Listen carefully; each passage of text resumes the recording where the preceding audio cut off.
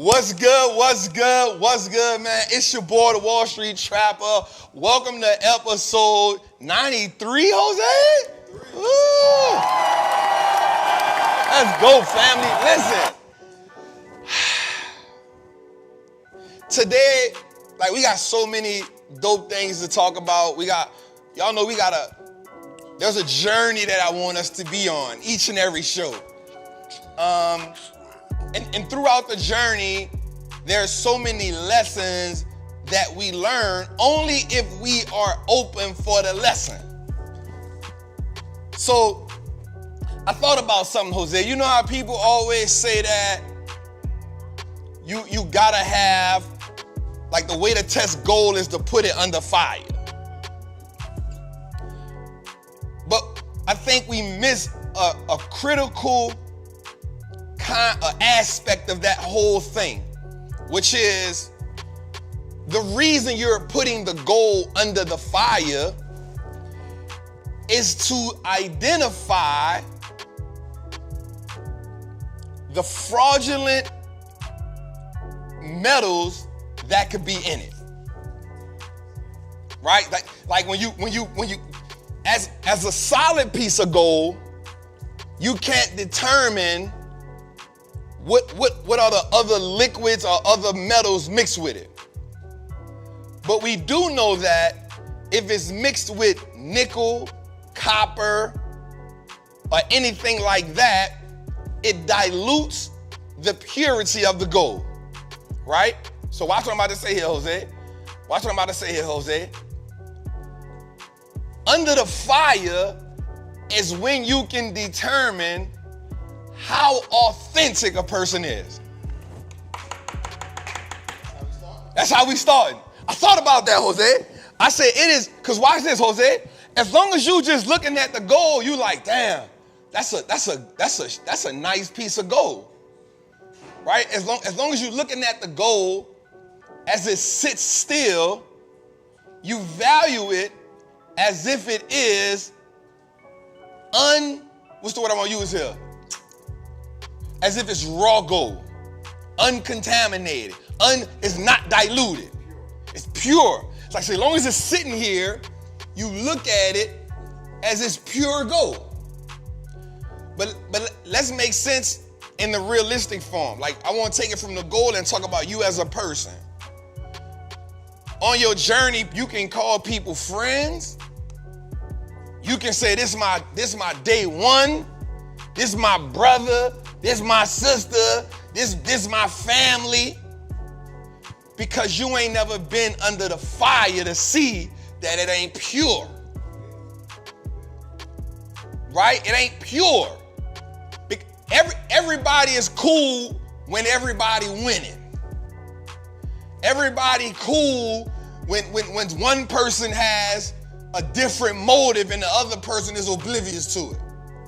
Right? So one person can be moving in authenticity of value in the relationship, or value in the sisterhood, or value in the brotherhood, or value in the partnership. But what happens is, under fire, or when one person gets what they want, the nature of the relationship is now diluted. But you didn't know it was diluted because it was never under fire. It was never under fire. And because it was never under fire, you never saw the true nature of the relationship. All right? So now when you put the gold under fire, and here's the thing about when you put gold under fire, Jose, it can't just be like a stove fire. Like, it can't just be like a lighter flick. It can't just be that. It has to be extreme temperature. It has to be so hot to the point the gold turns like pinkish until it starts to melt. Until it only melts when the gold changes color. It's so hot, it changes color. Watch this, Jose. How much fire have you put the people under that you are attempting to bring on a journey with you? How much fire, how much pressure are we putting the people under that we are attempting to bring with us? All right, let me make it make more sense, Jose.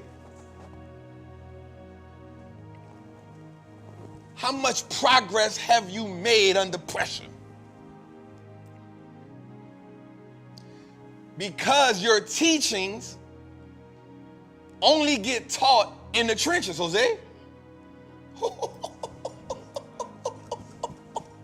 Jose, your teachings only get taught in the trenches.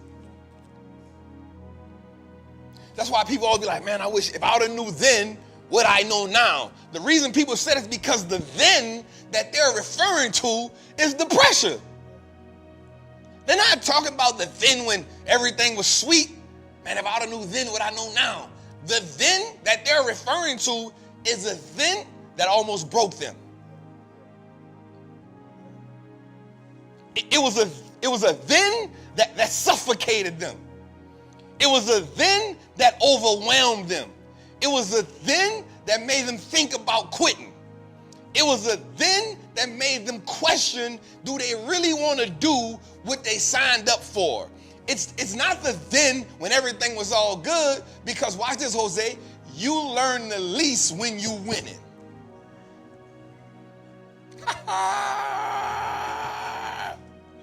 Jose, you learn the least when you win it. You know why?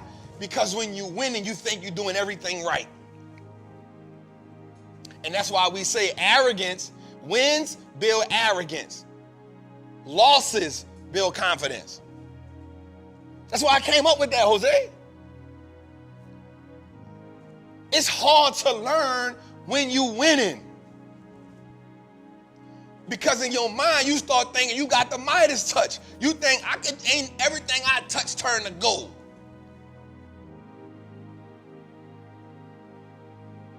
Andre Ward is a boxer that I really love, right? He got a book out. Andre got in a battle in his last fight. And his coach told him something. His coach said after the fight, he said, the only thing you ain't did yet was lose. What you still doing it for?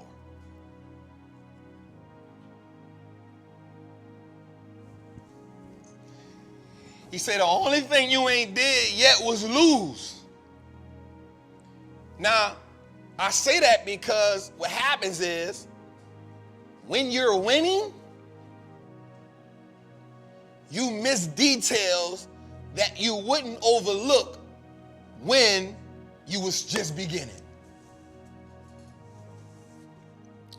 You overlook certain things because you've built up the capacity, you've built up the tolerance. Okay, let me make it make sense in trading terms now, in investing terms now. Since we're gonna move from the gold, we're gonna move from the boxing, we're gonna talk about wealth creation. We're gonna talk about investing in the stock market. We're gonna talk about that, right?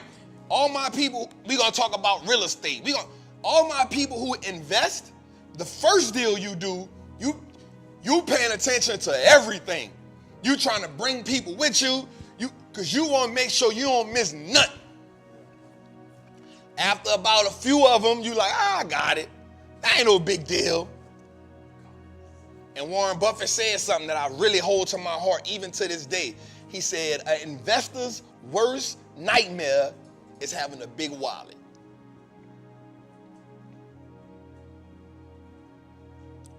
Because you start thinking the money can compensate for the research. You start thinking the money can compensate for the due diligence. And that's in every aspect of life. We start thinking that the money, once you get some bread, you start feeling like the money can overcompensate for doing the due diligence, for doing the homework, for understanding what value is, for not mixing up value with price. What is the progress under pressure looking like? And having the money can also be pressure, because when you got the money, when you got the success, when you got the notoriety, the pressure to continuously live up to that can eat you away from the inside. What does the progress look like under pressure, Jose? We talking today, episode 93, Trappin' Tuesday, partner. All right, so that's how we starting the episode off, Jose. How you feel, dog? Tuesday, give me a beat right quick, dog. I need a beat right quick, bro. Like, give me something I need something that's I'm about to say something I need a they not like us kind of beat. They not like us. They not like us. They not like us. They not like us. They not like us. Give me something, Tootie. Talk about it. Let me hear it, bro. Yeah. Trappin' Tuesdays, episode 93, Jose. Like, when we come in each and every week, we want to be authentic. We want to help our people. We want to create legacy. We want to help them turn their last name into an asset. We want to help them orchestrate the blueprint that can take their family from getting it out the mud to getting it out the market, moving forward. This is a money printing. This is a wealth building machine, and we are asinine if we're not taking full advantage of it. You saw the word, Jose. You saw the word, Jose. You know what I'm saying? You saw the word, Jose.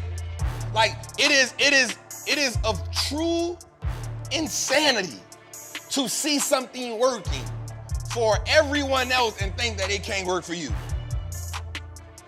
Like, this is not an IQ game that we playing here. This is not a game that requires you to be the smartest person, man or woman in the world. This just requires you to intake data.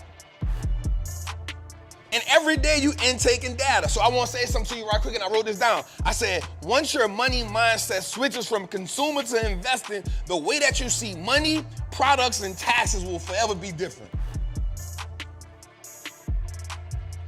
We're going to slow it down a little bit. I'm going to say it again. So we can slow it down a little bit. Jose, we ain't talking about stocks yet. All right, watch this.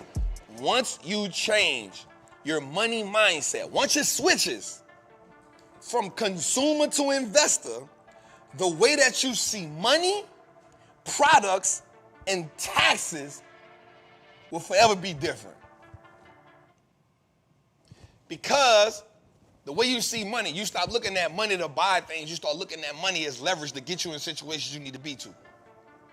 You start looking at money as ways to give you leverage to get the right mentorship. You look at money as a way to get you in certain rooms. You look at money to buy you assets. How can my money continuously making money for me instead of saying, I only got a little bit of money, I can't do this? Because you understand that money is plentiful. You understand that money is infinite. There's never not enough money. Let me put that in your head. There's never not enough money. So let's wipe that out, right? The next thing is products. You start looking at products different when you got the investor mindset. Why? You start asking yourself, I ask myself all the time, I wonder who owns this. It's a good product. I wonder, can I invest in this? Oh, this a house? Huh. I wonder if they did a 1031 exchange when they did this. I wonder if they converted the property from here and used the profits to get another property so they can defer the taxes. You start looking at every product that you see different. And last but not least, you start looking at taxes different. You stop saying, I wonder how much she gonna charge me for the kids this year for the taxes. Who got a little one I can carry this year? $1,000? Your boy can sell it to me for $500 for two. What we doing here? You stop switching that. You start asking yourself a question. How can I buy a piece of real estate to defer the taxes? How can I open up a foundation to defer the taxes? How can I not pay Uncle Sam all the taxes instead of saying, Uncle Sam, give me some tax? You start telling Uncle Sam? Come on, I'm broke, baby. I ain't got no money. Bull. I see you shining, and I can smell them with money. You feel me? Even Ray Charles can see you got money. Ray Charles can see it. You switch, so I'm gonna say it one more time before we start the show, y'all. Once your money mindset switches from consumer to investor, the way you see money, products, and taxes will forever be different. Trappin' Tuesday, episode 93, man. We're gonna get started tonight, man. My people in the building, how y'all feeling? Jose, how you feeling? Yeah, we got the live going. We got the people in the chat, I like it. I like it. George, how you feeling? Feeling good, baby. All right, Sean, how you feeling? All right, cool. We got the shooters in the building. We got Jose, we got Carson in the back. You dig? This episode is brought to you by none other than Trapper Apparel, Inc. It is the certified uniform for everybody that's dedicated to build wealth and turning their last name to an asset. Jose, drop the link in the chat so the people can get their Trapper attire. We got t-shirts. We got the hats. We got the joggers. I know it's a little hot right now, but guess what? I'm a jogging pants person 7 days a week. Man, when you cool, it don't matter. You know what I'm talking about? You know what I'm talking about, Jose? I've been in the gym. I like 3 or 4 people today say, hey, bro.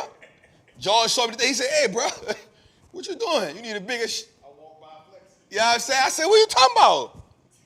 I said, that's the lats, dog. That's the lats. I'm on a lat machine, my dog. Jose said, no, why you walking around here all buff like? I said, hey, bro, I'm eating my oatmeal in the morning, dog. You know what I'm talking about? I'm juicing. You know what I'm talking about? I got to make that 41 look right. Right. You did? Let me see. Okay, chap. Okay. All right, I like when I put the hat on, something different happened, dog. All right, man. To all my people in the chat, let's get to it, man. If you come in each and every week, man, welcome home. We love y'all. We appreciate y'all. Y'all know we got about 2.5 hours to just get busy, right? To everybody that's new to the channel, it happens like this sometimes. Sometimes we go 30 minutes without talking about stocks. Today, y'all got off light. We did 18 minutes. We all right. You know what I'm saying? But y'all know how we started. Hold up. Let me hit the trap juice right quick, bro.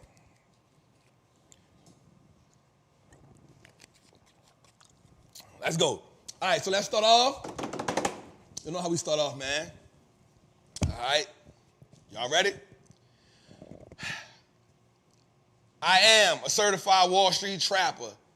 I'm confident in my ability to make great investments. The stock market is a machine that prints money, and I am more than capable of operating this machine. Not only will I free myself, but my family will eat for a lifetime based on the information I apply today. I'm a money maker and a wealth builder. Today, I break all chains that anchor me to that poverty mindset. My ancestors will smile now because I've turned our last name into an asset. My family's purchasing power will increase indefinitely. Today, I make the declaration that no longer will I be a slave to money. No longer will the generations behind me inherit lack. No longer will I submit to selling my time for money. I am a first-generation millionaire. I am the architect of my family's legacy. I am a certified Wall Street trapper. And Wall Street looks like us now. Let's go, 2 days.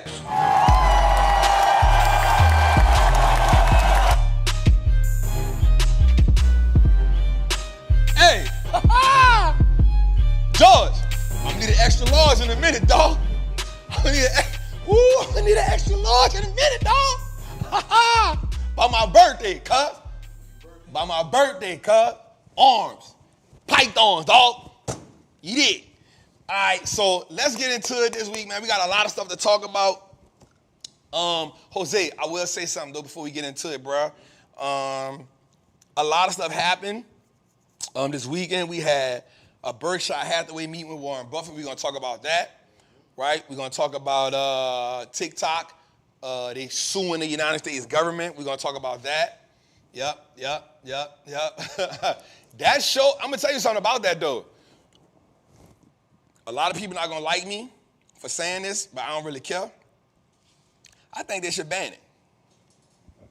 I 100% think they should ban it. And I'm not saying it because I understand that people make money on TikTok, Jose. I'm not saying it behind that. And I know a lot of people gonna be like, well, it's freedom of speech. Right? I get it. I get it. I get all that. And that ain't the reason why I'm saying it. Here's one of the things I looked at. I was looking at something this week. And I get it, bro. You know, people gonna feel how they feel. It is what it is. But I think that people miss the concept of war. Like people, and I was watching something this weekend, Jose, on it's on Amazon Prime. And everybody, if my real travelers been watching, they know every night at about 11 or 12 o'clock I go live. Because this series is dope. It's called America in Color. And it's the first time that they showing the 1920s, the 1930s, the 1940s, the 1950s in color. They showing it in color. And so as I'm watching it, Jose, you seeing the evolution of America, right? And you seeing like certain presidents doing certain things. You like, damn, all right. Like I got a newfound respect for Franklin D. Roosevelt. This man ran for 12 years, God. 12 years. But check this out. The stock market crashes in 1920.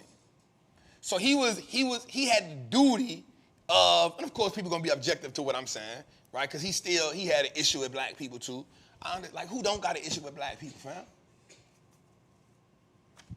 You know what I'm saying? Like we gotta stop letting that be the thing that, like, I ain't messing with, they got an issue. Learn the game. Learn the game, get you some money, change your family life, and then you can start changing stuff. But as long as you being anchored to, they don't like black people, you can't move because you are imprisoned by the emotion. Now, are you wrong for feeling that way? Hell no. But when your feelings anchor you and keep you from moving forward, that's when you got a problem. You feel me? It's kind of like people that come home from jail be like, man, I just came home from jail, bruh. Ain't nobody gonna hire no jailbird, or ain't nobody gonna hire me. You're making an excuse to stay in the streets. You feel me? You're making an excuse. Man, ain't nobody gonna hire me. All right, well, bet. Stay there. Stay there. Right? I ain't had no daddy in my life. All right, bet. You know who I admire the most, Jose, before I get back to my story? Women who have one or more children and are raising them by themselves. Bro, that is a superpower in its own. Right? Because when I be having my daughter for a week, I just be like, bruh. It don't be bad, but like my workload goes down because I gotta pay attention to her. Bruh, I gotta watch. If she too quiet, I'm like, hey, what you doing? Well, I don't hear nothing. You feel? I was on the phone with somebody this week, and I was like, hold up, she in the backyard. I ain't heard her in 5 minutes. Let me call you right back, dog. Lee! And I got a pool back there, and I know she a fish. But it's the idea if she's 8. Anything can happen. All right, bro, let me call you right back right quick, dog. I done ran outside. Lily, where you at? She come out the back. Daddy, I'm right here. I'm like, how you get in there? Oh, I saw you on the phone and I ducked down. You ducked down? Why would you do that? Why would you duck down and so I can't see you? What are you up? Now I'm checking the house. What are you doing? You feel what I'm saying? So women who have like one or more kids and they doing that dolo, bro, superpower. Superpower. Because dads, I'm not saying that they don't have dads that like raise kids by themselves, right? Salute to y'all. But bro, after about like a week and a half or 10 days, I be like, Stank, I love you. You about to go by your mama, dog. I ain't gonna even lie. I need a break. Like my brain need to reset. I be like, yo, you need a break. You gotta go back by your, hey, I won't go. Just give me a couple days. Just give me a couple days. I gotta, you know what I'm saying? Like, shit. All right, so I'm watching the, and what I'm doing is, bro, as I'm watching it, bro, I'm getting an understanding just about America. And so the one thing that struck me was, we don't, like when you look at past America of the old, you realize, man, people are gonna be mad when I say this, bro. I hate when I say stuff that people go, because I be pissed off watching the comments sometimes. I ain't gonna lie. I be like, I just want to punch you. We are spoiled. The 2024 Americans are so spoiled. We are so spoiled, bro. Like, I was looking at the draft and how that whole thing came about. Bro, they going to war. They realize they don't got enough soldiers.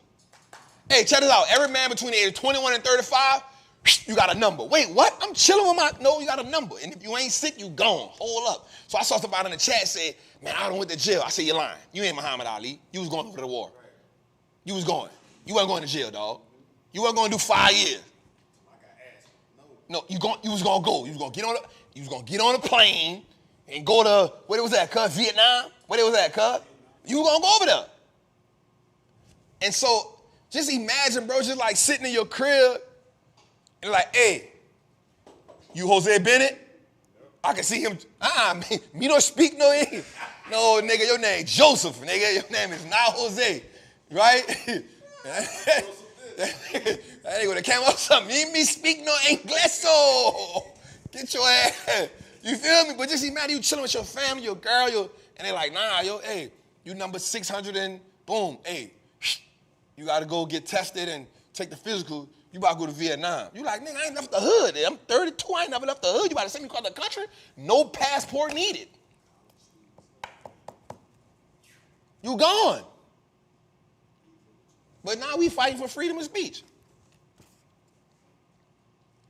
And bro, again, I know people ain't gonna like it, but I watched the war. They was talking about the war with Japan. Bro, Japan was applying pressure. Out the gate, pressure. Stop playing with me. Bro, it took, and here's the thing I learned. The America of then, camaraderie-wise, isn't the America of now. Bro, they came together as a country. Like, nah, check this out, yo. We about to go build these planes. Ford Motor Company was like, yo, we gonna let you use the factory. People was like, nah, we about to build. No, indeed, no. People really was on some, yo, I'm going to wherever we going to build. We got to build planes. We got to build Navy ships. Bruh, when they bombed that thing, so watch this though. That same America, bro, they came together. Now I get it. That was one of the, from what I was looking at and from what I've read, that was one of the only times during that era they ain't care about what color you was. They ain't care about the people that caught hell in America during that era was people that are from Japan, or Japanese or Chinese Americans. Now what they did then was crazy. So they took them from wherever they was at and moved them like in Utah somewhere and put them in like concentration camps. Huh? Yeah, no, because it was two things. They didn't want them to be spies. America was like, now you might be a spy. If you ain't a spy, everybody get the same treatment. So they moved them way to Utah like by themselves. They stayed there for 4 years. That was the one time I seen America, they didn't care what color you was. They had black and white people on the assembly line because everybody understood the greater mission. So America drops 2 bombs. Pow, pow. Jose, that's the progress under pressure we talking about. That's testing the fire. Ain't no pressure right now, nigga. You feel me? So now, here's what I'm saying too, like, the crazy part about that is, Jose, like, as I'm thinking now, I'm like, all right. People saying, man, America, and again, I know people gonna come at me. It's cool, my skin tough. I got a bunch of tattoos. You gotta get over the tattoos first, then to get to my skin, right? But here's what I feel. Bro, when 9/11 happened, I was in prison. Bruh, I couldn't believe that happened. I was like, oh. Immediately, I went to thinking, boy, they're gonna kill us up in here. We had war. You feel me? Now, people saying America did it and all that. I ain't got nothing to do with that. All I know is, hey, them buildings came down. Somebody about to get it. But here's what I saw during that. I know I'm doing a little history speech right now, but here's what I saw during that, Jose. I saw America fight off Hitler and Japan and a depression all at one time. And I said, that's how they got the superpower title. That's how they got the super. They fought off Hitler, Japan, and a depression all at one time. I said, ooh, that's it. But that shows me this. That shows me this. Progress under pressure can put you in a position to where getting over that hurdle solidifies the rest of your life. Because since then, even though America has done some crazy, wild stuff, they still hold on to, don't forget what we did. Don't forget who we are. You feel me? So I get back to this. And this is how I feel. We're going to talk about it later when we talk about the TikTok thing, but here's how I feel, bro. So America beats Japan. Japan says, yo, we ain't folding. They were standing on it. We ain't folding. Bro, they put the people who, that's why everybody need to go watch Oppenheimer. Bro, they put them people in a camp for like a year or something and made them bombs, bro. Bro, when they went over there with them bombs and dropped them, it wasn't nothing Japan can do. Like, bro, when I saw them drop, I was like, ooh. They was forced into submission. I don't think that type of defeat ever goes away. I don't think it ever goes, it never leaves. Like, you've gotten an ass whooping in your life, you're like, yo, if I ever catch that boy again, boy, it's on sight when I see you, my nigga. Like, you know what I'm saying? So here's how I feel about Japan. China and America, as much as they import, export with one another, that's a business relationship. But within that business relationship, they always taking shots at each other. America always putting stifling, like, sanctions on China. You can do that when you're the big dog. Like, you can put other countries in positions where, like, it hurts them to, you know what I'm saying? What people fail to realize is this, bro. China ain't, bro, them people smart, bro. And people smart. And they play the game from so many different angles. That's why I don't like when people are like, I'm the government, I will do that. I ain't never ran a country before. You can barely run your household. But here's what I do know.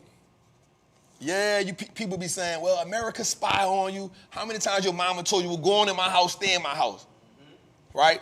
We can fight amongst each other when somebody else try to come get at us. It's a whole new, me and cuz can fight and be mad at each other forever, but let somebody come play with him. I'm all in. I'm all in. I don't care how much he done pissed me off or I done pissed him off. Let somebody come play with him. We got action together, and we'll deal with our differences later. So if, America gonna spy on you, and America gonna, and I'm not taking up for America, but I'm saying there's a greater threat. There's a greater threat. And the greater threat is you do not want to be under the iron fist of China.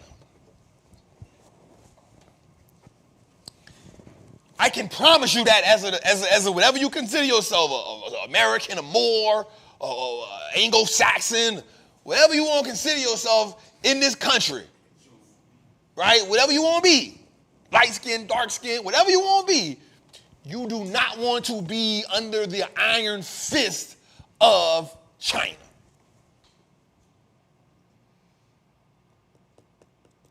I can guarantee you that. Because you know why? Because that ain't the America that you know. You only know one America. America has a superpower. Now look at what China doing. Today, put the thing up here, bro. Put the thing up. The TikTok and the TikTok and the, if you're on Instagram right now, come get in the chat. Come to it. It's called Trappin Tuesdays on YouTube. Come get this. Come get this work. Come get this work. All right. So TikTok sued the U.S. government. TikTok owner ByteDance sued the U.S. government. So watch this, y'all. So this has been an ongoing battle. Throw me that? Yep. It's been an ongoing battle. Thank you, brother. Right there. All right. So it's been an ongoing battle, right? And at first I was just like, America tripping. You know, people be like, man, America just being a bully. But I think we missed the bigger picture. I think we missed the bigger picture a lot of times.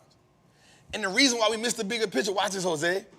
If we have disdain if you have disdain for a person, everything that comes out their mouth becomes null and void when you don't like a person, right? When you don't like a person, a lot of times, the person you don't like can't tell you, they can't give you no game. You be like, I don't care what they talking about. I don't like them. Right or wrong?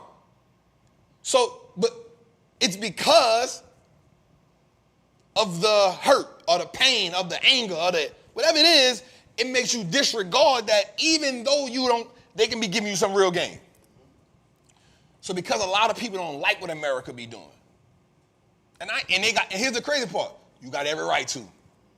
America be doing some crazy stuff. Right? Especially if you're a black person in America. Or you a Native American. An indigenous person. You got every right to be like, man, they tripping. Screw them. So I'm not mad at that part. But here's what I will say, bruh.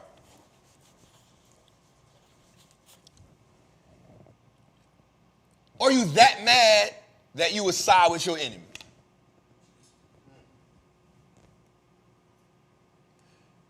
And it reminds me of something, Jose. And I don't want to use this as a biblical reference, but it just jumped in my head just now. The prodigal son had everything he wanted. Everything he wanted. He got his inheritance early. Blew it. And found himself in the pig pen with the pigs from a group of people he had no earthly business being with.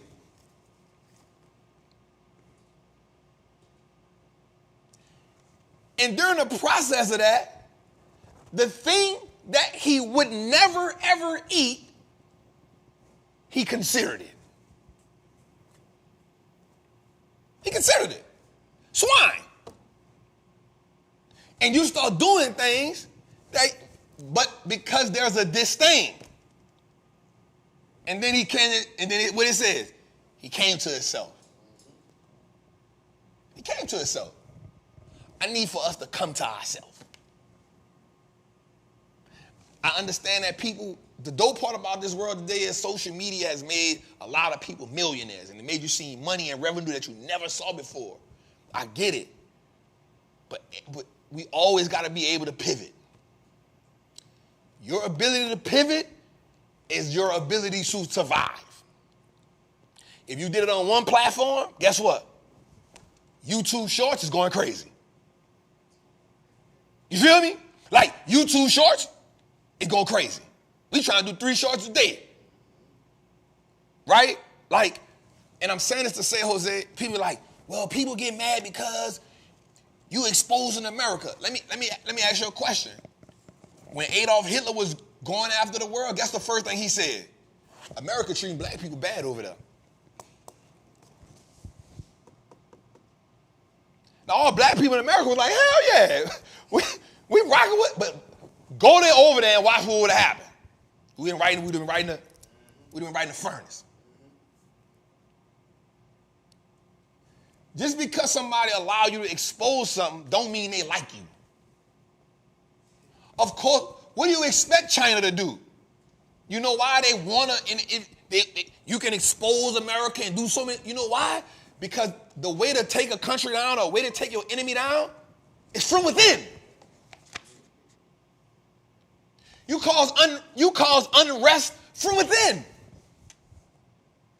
What do you think? I think it was, who was? Alexander the Great?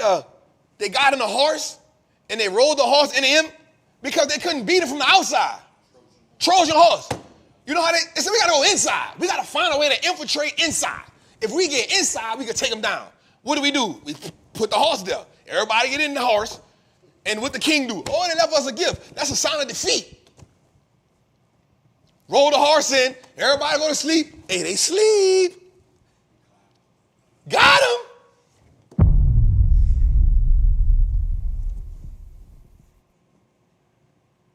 Of course, you on a Chinese, watch this.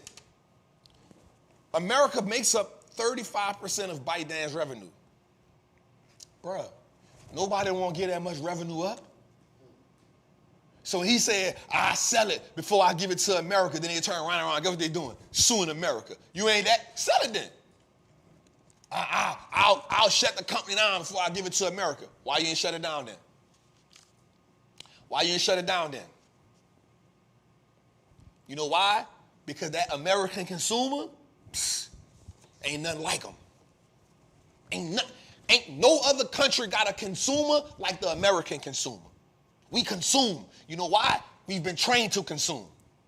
We've been programmed to consume. 70% of the money right now in the world is digital. In America, it's digital. Ain't even real. Ain't even real. 70, I ain't saying 20, 70. 70% of the new money that's in circulation is digital. Ain't even real. Because nobody consumes like the American consumer, fam. Nobody. Everybody want a piece of that. Every country want a piece of that. I ain't never heard nobody say, I'm about to leave America and go to Russia. I'm about to leave. The people ain't leaving Mexico, and nothing against my Mexican family, right? Because everybody black was Mexican Sunday, you heard me? You feel me? Everybody black was Mexican. I'm sitting there, I was like, where my sombrero at? God damn. You feel me? So shout out to nothing against, but people ain't leaving Mexico saying, I want to go to Russia. They ain't saying I'm leaving Mexico to go to China. Where they leaving to go? America.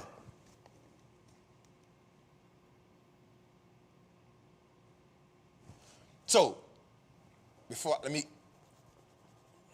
get back into what I was saying. I'm not mad at America saying, shut it down.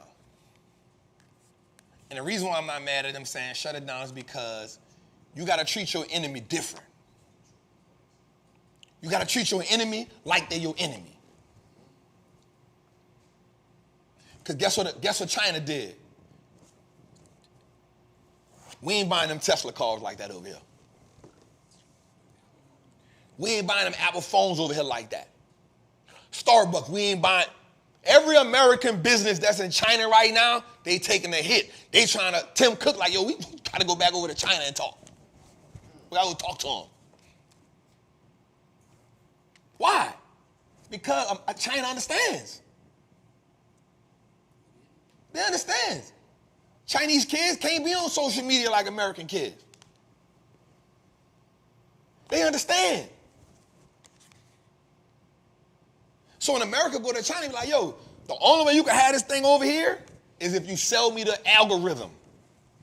Because you can't, now I can dictate what you sending my people. You ain't sending kids that's 5 to 15 suicide videos, obesity videos. You ain't sending them that. Because you ain't sending them to your children over there. You sending them museums and science and, don't play with me. Yeah, I know. People going to get on me about it. You don't know what you're talking about, Trap. All right, cool. I can take that. Ban it. Learn. We got to understand this, bro. You got to I got to get off this so we can go where we got to go at, bro. You feel me? But it be, bro, like, I ain't gonna lie, like, it be on me, bro. And I ain't saying I'm right all the time, bro. I know I'm wrong, and I'm willing to have a conversation with anybody, bro. Anybody I'm willing to have a conversation with about this. Because when it's at war, bro, and the problem within America, real talk, we are the weakest America that we've ever been. We are the weakest America that we have ever been. We got a government that can't decide to stop spending money. Right? We got a government that's confusing people with genders. We got a government that's trying to tell a woman that she can or can't do something with her body. I don't care. I don't care if you take it. I'm just saying it should be her prerogative. Do the hell she want to do with it. We got a government that's continuously, they call America the great experiment.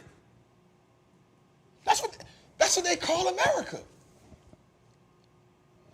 Democracy wasn't a thing until America, bro. Everything was dictatorship.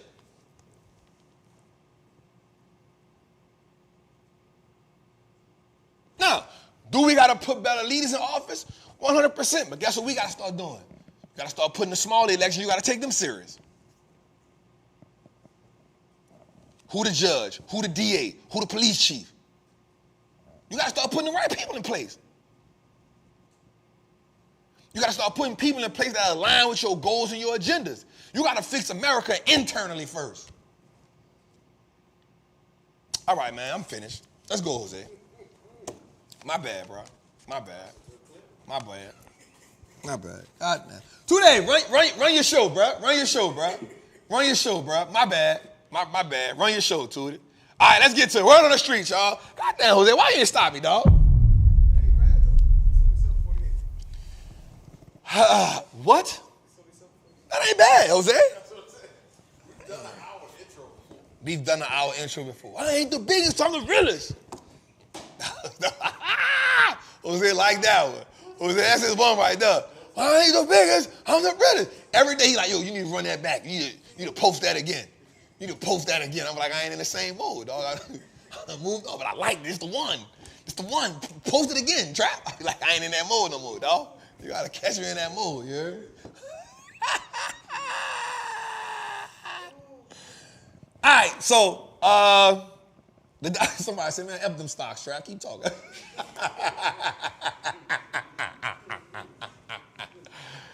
Hey, I want everybody to know that this is not just a stock market show, man. It's like a therapy session for everybody, y'all. I get to talk how I talk. People don't agree. Oh, well, I like it. I mean, kiss it, bro. Here's what it is, bro.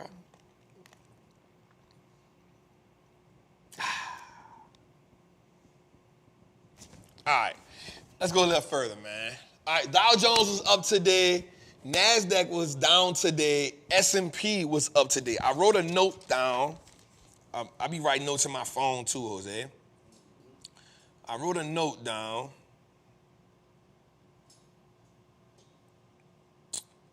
Let me see. Let me go to my pictures. All right, Jose, I wrote a note down that said, all right, right here. So, I wrote this down. So right now we're in earnings season, Jose, right? In the Patreon, I said something in the Patreon. And as we can see now, this is why I want everybody to join the Patreon, because it ain't just about the plays.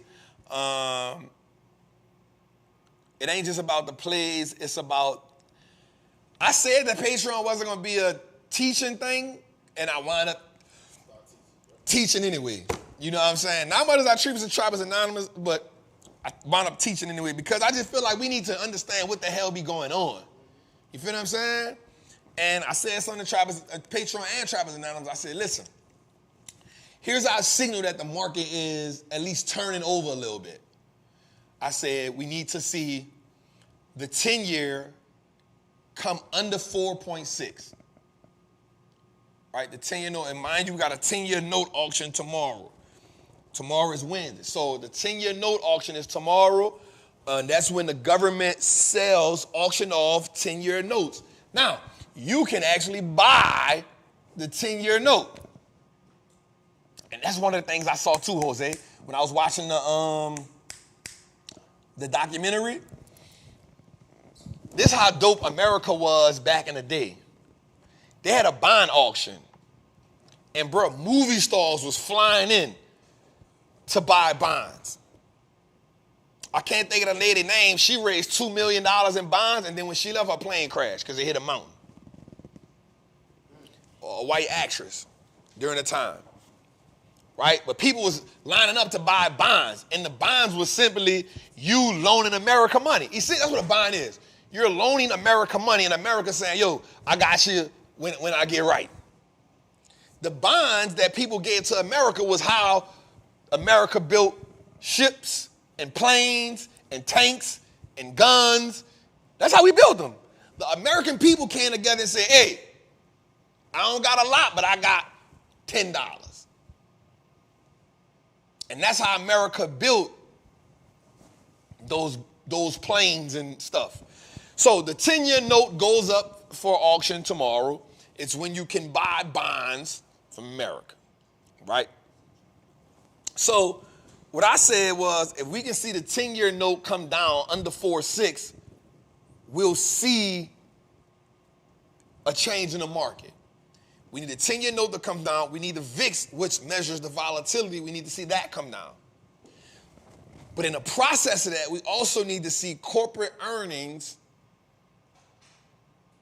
moving forward, meaning people generate more money. And as of right now, that's what we're seeing. So I wrote this down because I take measurement of what's going on. The current earnings season is on track to be the strongest one in more than 2 years, meaning companies are making more money now than they have in the last 2 years. On average, companies reporting earnings are 7% above expectations. This is the largest margin since Q4 2021. All right, so the average company right now in earnings season is beating earnings on estimated 7%. The only way to beat earnings is to make more money. Right? So companies are earning more money by at least 7%, and this is the strongest that ever been since Q4 2021. This is higher than the 5% average pre-pandemic. Everybody know what pre-pandemic means, right? It means before the pandemic, right? Now, currently, the blended earnings growth rate for the S&P 500 is 5% above the expected 3.5%, meaning they was expecting earnings to grow at 3.5%, is now above that, is averaging 5 all the way around. This puts the index on the best track for growth since Q2 2022. Did I make sense just now? Jose asked me if I made sense just now. I just want to see if they make sense just now. Right? Because I want to make sense to people. I'm showing you that companies are earning, and I said something on Patreon. I said, now that the government said that a rate hike is not on the table, and that the goal is still to cut rates, I always say that the market is a forward-looking mechanism. So he gave us a sense of stability. Remember, the market is always looking for some stability, a story to hold on to. So current earnings this quarter's earnings is up better than the last 2 years. The average company is up by 7%. Better than it has been since Q4 2021. And on average, companies are going 5%, which is better than the 3.5% that they expected. Simply saying that companies, the expectation for the average company to beat earnings was 3%. On average, it's 5%, and we still have companies left. The greater companies have done it by 7% or more. Y'all with me? You feel me? So I'm just giving you an idea of the story that's shaping around. All right, and I wrote something else down. Watch this. Now, this is going to be something that I think is going to be powerful for everybody here. So, Jose, we set goals in our life, right? And I think that it's okay for us to set goals, but do we successfully put systems in play that help us attain the goals? Well, how did you tie that in with that? Well, because there's an expectation of what a company is supposed to do, and now you see the better companies exceeding expectations. The way that companies exceed expectations is because they don't just set a goal, they have a system in place on how to achieve the goal. So what most people say is, I want to make $1 million, but they don't have a system in place on how we're going to make the $1 million. So now you're out here freestyling. The companies are not freestyling their way to beat earnings. They have, we're going to strategically do this, this, this, this, and this. My question to you is, what are the systems that you have in place that will strategically get you to the goals that you say you want to accomplish? Come on, Jose. Episode 93, man. Episode 93, Jose. Black Hat Trap. Ooh, I like that. Hey, I'm going to put it right here with my black. That boy good. That boy Jose. Hey, that boy is good. Mm-hmm. I like that. My dog. All right, so let's go a little further. All right, as you can see, we had 3.68 million calls. Shout out to my girl, Nat, in the building. Hold up, Nat. The super chat done went down to $19. What happened, fam? Hold up, Nat. What happened? The super chat done went down to 19. We was at 99, 49. Now we at 19. Nat, what's up, yo? Oh, that's your boy. You feel it?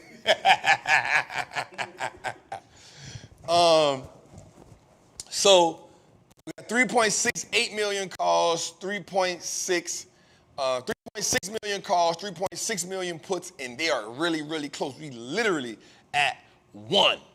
So it's neutral. Let's go a little further, Tootie. We didn't get the fear and greed before we go to that? All right, so our fear and greed is at 39. We down 1. We was at 40 last week, right? We at 39 right now.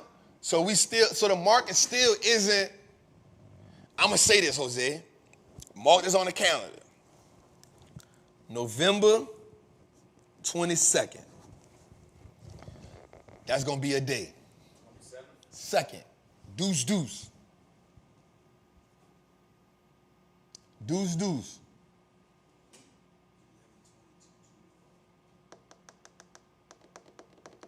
That is the day Nvidia posts earnings.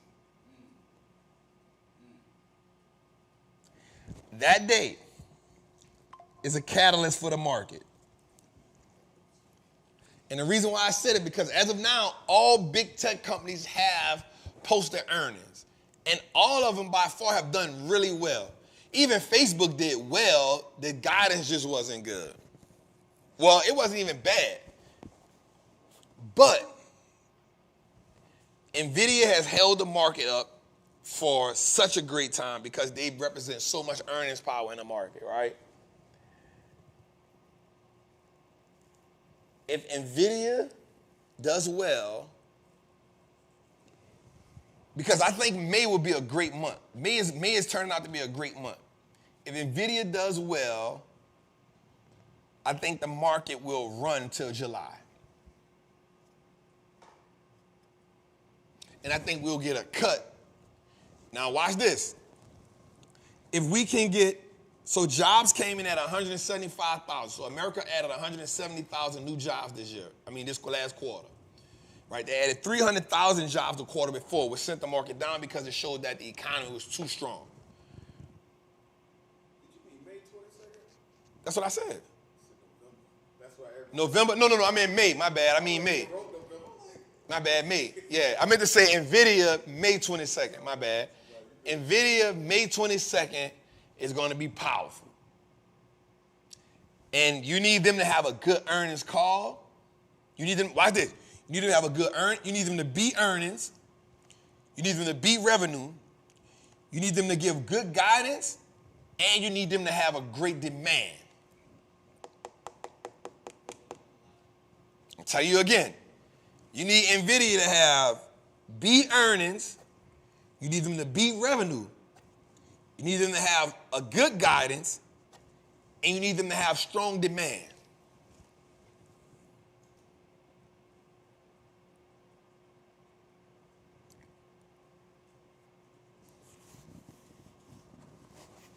Now, the thing about that is this. It's you need them to then have a perfect earnings call. Think about it like this. No matter what we say, the debate will always be about LeBron and Jordan. Some people are going to say he's better than Jordan. Some people are going to say he's not. I don't want to get into that debate. But we cannot deny that the dude is a great player. And if you do that, you're just an all-out hater. And then you got something seriously wrong with you. But here's what I will say. The expectations for him are so high.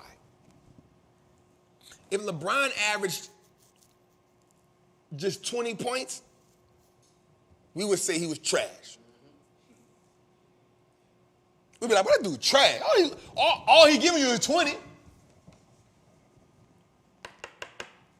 You feel me? All he giving you is 20. But somebody else, 20 can be their stat line, and you like, that boy a dog. Boy going crazy. That boy put up 20 a night. Am I lying? Right? So watch this, Jose. Greatness has different levels of progress under pressure, right? They have different levels. There's different expectations for greatness under pressure. You feel me? There's different levels. There's different levels. There's different levels of success that the great ones have to do under pressure. And I promise you, when he leaves the game, we'll miss him. We'll miss him. Nvidia is under the same pressure.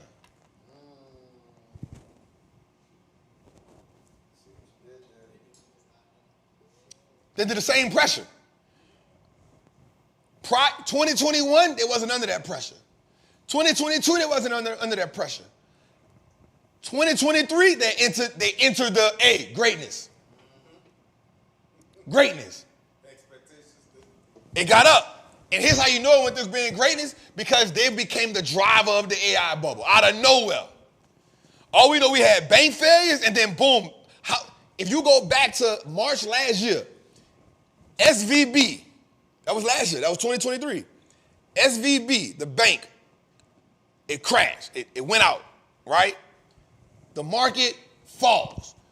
All the small regional banks go down. 2 events happened that took us out of that. One, the federal government made a decision on a Saturday. They had an overnight call and said, hey, let's come together and we got to do something to bail these regional banks out. We got to do something. That happened. The following week, Nvidia did earnings. They said AI, the stock had like a $77 day. Go check the math. Because if you're using a Patreon, we woke up like, oh, what? Whoa. That was the one time you turned $1,000 to $50,000 and you woke up like, whoa. You was in it. It happened in like a 2-week time span. Federal government came on. It was like, hey, yo, check this out. We had a meeting. We got everybody together. We not going to let the bank crash. It was either SVB or it was First Republic. One of them, I forgot which one it was. I think it was SVB. And then like a week later, Nvidia hit us for like an $84 a day. It went from like, and then it just continued to go. It went from like, 2 something to like 4 something in 2 weeks. We were like, whoa, what the hell? What happened just now? I was like, hey, yo, we in position. It's good. I had like 3 different contracts in place. And I was like, ooh, show me the money. Show me the money. I was talking that talk with that, but I ain't gonna lie. Don't tell me. I know what I'm doing out here. Yeah. But they're under the same type of pressure, Jose.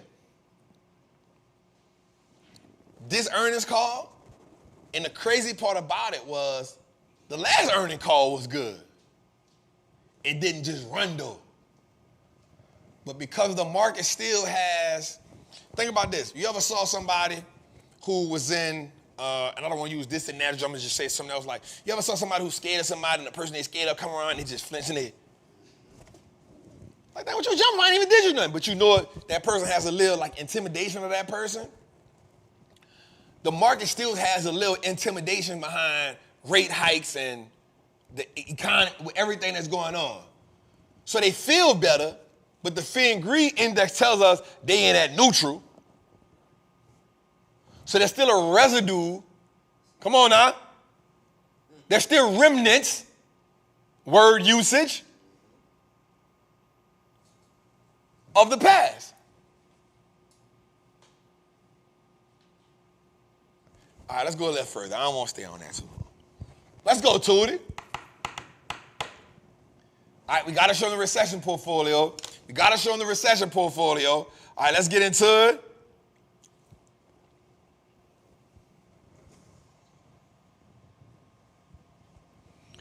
All right, let's get to it, man. So, Google Play did good today for sure. We put a new play in the Patreon. So at 33,000 on a Google Play. I'm just so proud of that play. I'm so damn proud of that play. We put a new play in the Patreon today that hit for 4,000. We got the meta play turning, right? We got the other meta play. This was the second meta play. We bought this one at a deep discount. So that's turning. We got this meta play. I think this was going to turn for us, though. It's turning. It's chipping away at that. My service now play down. This Nvidia play was good yesterday, but today it went down. Nvidia down, but we still up 15 and 67,000. This is my biggest play ever. Got 31 of those. We got 31 of that January 17, 2025. 31 contracts. Huh? No, that's 31 contracts.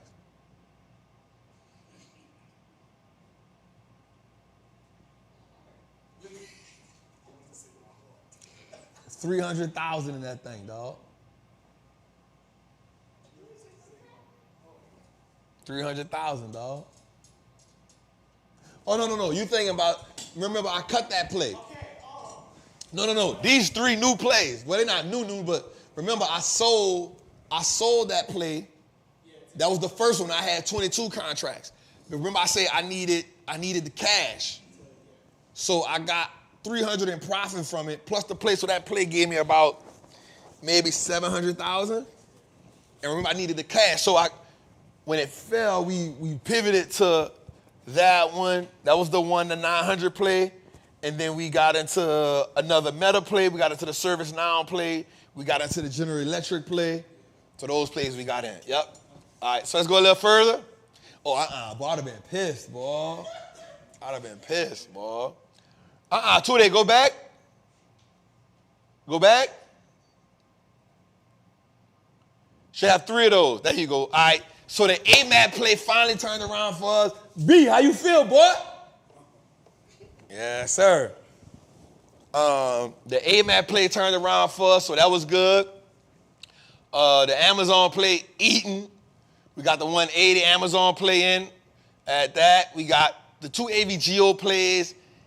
They have shaken back so much. They was down big.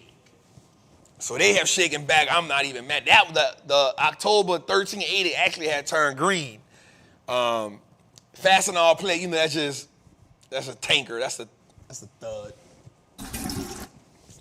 But we got it to January, so I ain't really tripping. But I done said it 3 weeks in a row that I just take that one as an L.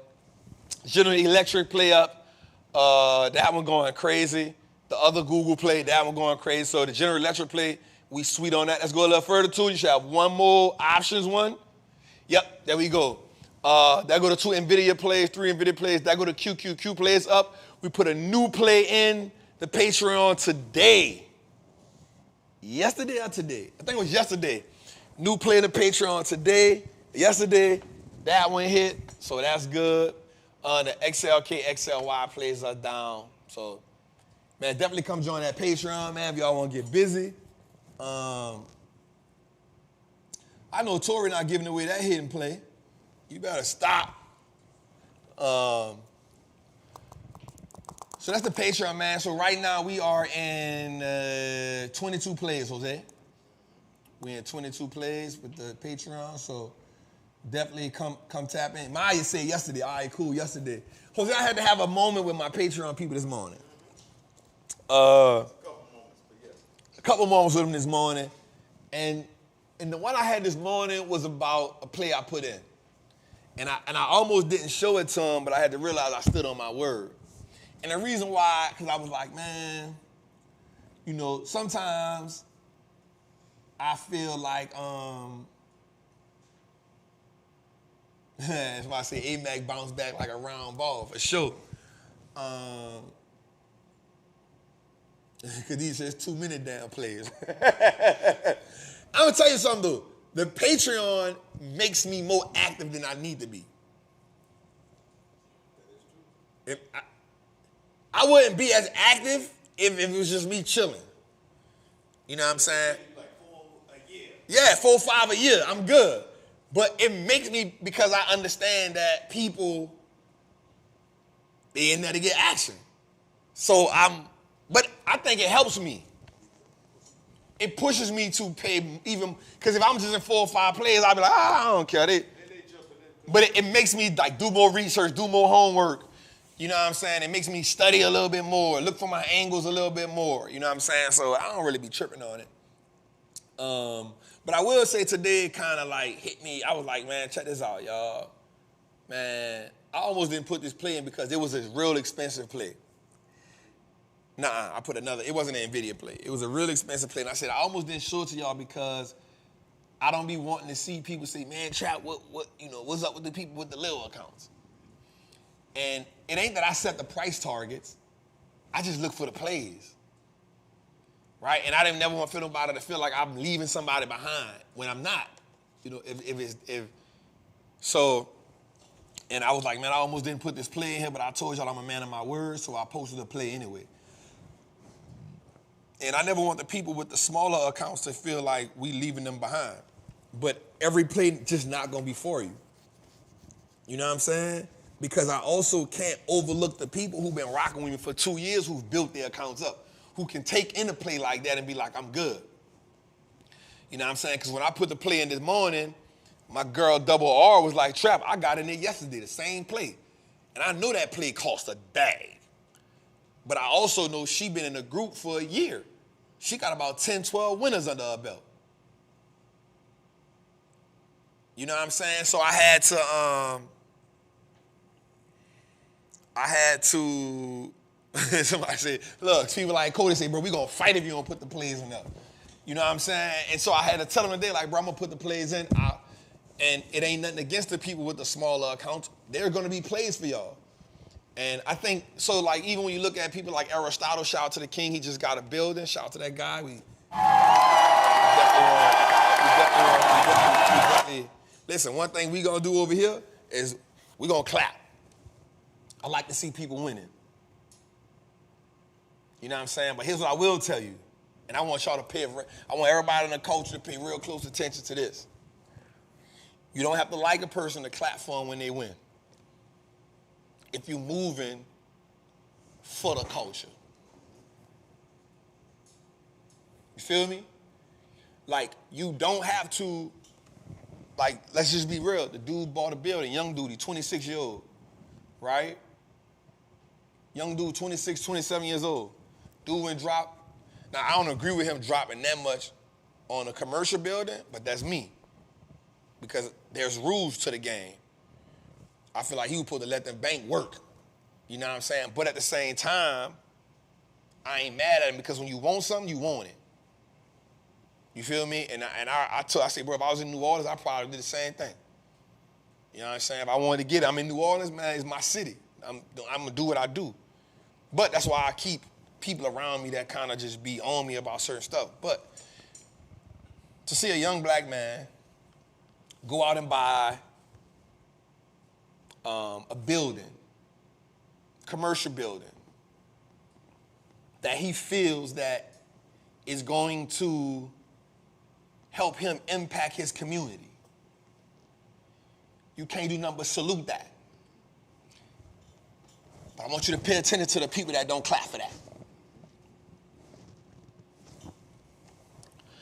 I want you to pay attention to the people that say they're for the culture but don't clap for that.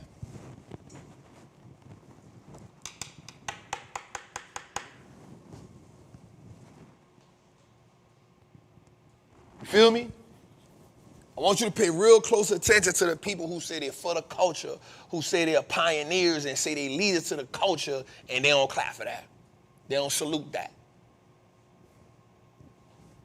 Because sometimes the hate, it can be looked at as a disregard, but you see it. And sometimes the only time people clap is when they're doing it for themselves. You feel me? The only time they want people to clap is when they putting their own self on the pedestal. And they only want to show what they doing good, right? You give yourself these self-proclaimed titles that nobody ain't give you. You place them on yourself. You feel me?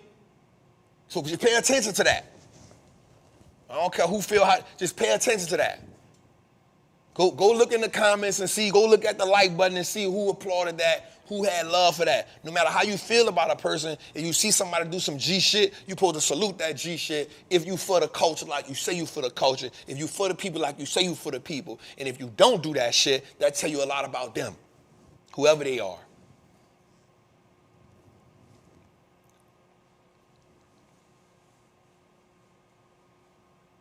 You feel me? You can't never tell me you see a young black man, 26 years old, got a wife, got some kids, got it out the market, serving his community, go buy a building that was under a whole bunch of slander. I ain't even talking about the slander. Go buy the building and say, yo, I'm going to take on whatever that is, whatever the persecution is come from buying this building, I'm going to do it because it's my community. I'm going to stand on it. I'm going to fight that. I ain't tripping. And because I don't want whatever it is, I'm going to get the building. Bet. Everybody who for the culture who say they want to see progress, that's progress.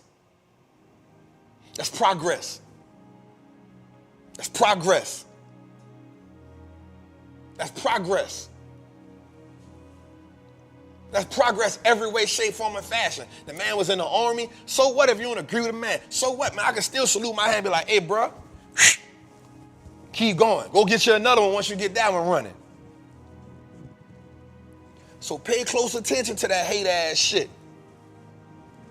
Sometimes it ain't even hate. You know what it be sometimes? I wish it was me. You feel me? Sometimes it don't be hate. Like we can't always say it be hate. Sometimes it just be, I wish it was me. I remember my dog 500 told me something one day. I came up with Wallstreet Looks Like Us Now right after me and Donnie was rocking out, and that boy said, damn, I wish I came up with that idea. Like my dog told me that. He said, boy, I wish I came up with that one. He said, you know when an idea good? When you wish you came up with it. You feel me? Sometimes, bro, niggas can't even much congratulate because they wish it's another reason for them to be in the spotlight. It ain't hate. Niggas just took a spotlight moment from you. You feel me? This game done got real crazy. Everything for spotlight. Everything, you know what I'm saying, ain't about rocking with your peers no more. It ain't about rocking and building up no more. It's about how do I get the spotlight? How do I be this? You supposed to salute that young king. And if you say you a leader of the culture, you say you a big dog, you supposed to be the first one to see it. You supposed to hop on a live with that man. You supposed to call that man. You supposed to tell that man, bro, that's big. Especially when you know what that building come from under. Because he about to deal with some shit with that building. From people. And I was telling Jose this, I was like, damn. I said, bro, you know, like in the hood, when somebody gets shot in a house or somebody get killed in a house, no matter who owns the house moving forward, everybody know that that's the house that such and such got killed in. So the young boy gonna have tough skin. But I think he could do it. I think he built for it. He done been in the army. Shit, he done built, he done. You cannot agree with everything a person doing, but when it's bigger picture shit, you gotta be willing to put that ego shit to the side. You feel me? Like when you cannot agree with what, bro, I cannot agree with what somebody doing, bro. We can be done had our differences. But if they do some G shit, even if I don't comment, I might like that bit. Some G shit. It's some G shit. It's some G shit. Even if you don't comment, at least like it. Because guess why? You say you a leader. You know leaders. Niggas emotional. Because real ones know how to operate. Real ones know how to navigate. Real ones gonna put that shit to the side and say, salute, young boy. Salute to you. Salute to building your legacy out. Salute to that. We might don't agree, but guess what? We gonna show, what's the word I'm looking for here? Solidarity, how you say it? Right? Because we know that in the world of our culture, our people look for shit to cause chaos amongst one another. Or our people will find some shit. All they beefing, so just on the strength. Bro, I don't be liking to go out all the time, but guess what? I'll go rock with Alex and them. I'll go rock with them. I don't really wanting to go out all the time, but I'm tired of man, come out, I don't go. Come out, I don't go. I don't want them to start feeling like, I'm gonna stop inviting Trap, he don't rock with us. No, I'm gonna come out, bro. I'm gonna come have a good time, bro. You know why? Because we in a position, bro. All of us. Everybody that say they won't help their people, everybody, listen, I don't got a problem with nobody selling nothing to nobody. I just spent 90 grand for another mentorship. I don't have a problem with that. But if we gonna say that we for helping the culture, we for helping the community, we for this, then we gotta do helping the culture and helping the community shit. Jose, we gonna get flagged today. You feel me? And that comes in a form of showing up. Bro, Neo ain't got a sign with his name in Philadelphia. I didn't want to go to Philadelphia for that, but guess what I went and did? I went and flew to Philadelphia. I went sat down, and I was front row to see my dog get a street with his name on it.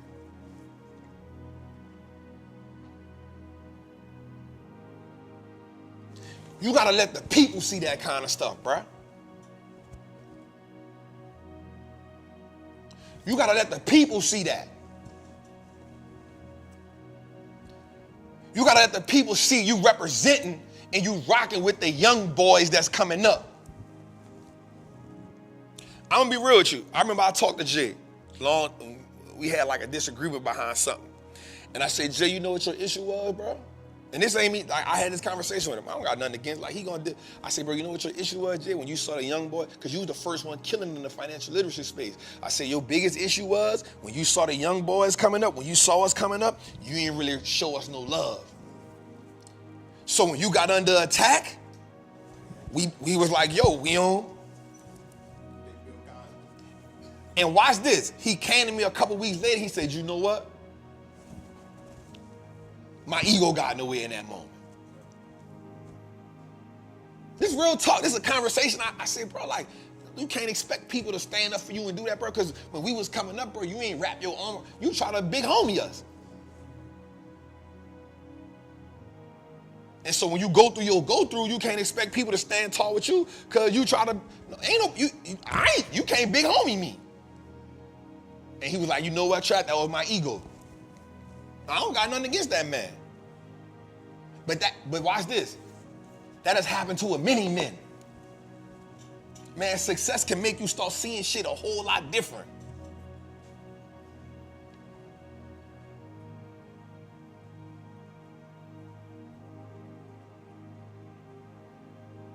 Success can make you start seeing stuff a whole lot different. So instead of thinking that the spotlight not coming to you, salute that young man. Because you watched him grind. You watched him grind. No matter how you feel about what he did, no matter if you feel like he shouldn't have did this, he shouldn't have did that, he did it. He did it for his own personal reasons, which we all do. Ain't none of us out here ain't did something for our own selfish, personal reasons for why we want it. It got sentimental value to me. He from Atlanta. He said, bro, I would have paid $4 million for it. Man, who am I to tell you wrong for that, bro? That's how you feel. This ain't got nothing to do with real estate ethics. You say you would pay $4 million for it. It meant something to you. I could go back to something else 500 told me. He said you got money to have peace and to do whatever you want to do, dog. So my daughter mama came to Atlanta, bro, I don't care where you want to live at. Where you want to live at? Let me just get you in the house, and if you find another house you want, we're going to get that too. So again, I just want to say, man, salute to the young king, Ari. Salute to his wife. Salute to his little ones. Bro, keep killing it. Keep doing what you're doing. We and him had our conversation like we ain't always get along in the past. We bumped heads before, but guess what, bro? Man, it ain't worth us not. Because guess what? In this game, I can guarantee you we two are the only ones that show that thing every week. Couple other people too, though, we show every week, win, lose, or draw.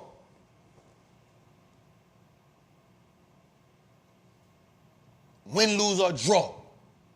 So salute to you, brother. You ain't asked me to do this. I'm just, you know what I'm saying?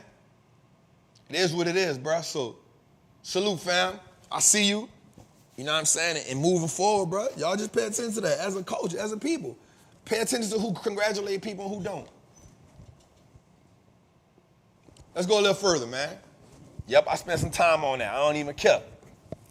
Feel how you want to feel. Can't beat me up anyway.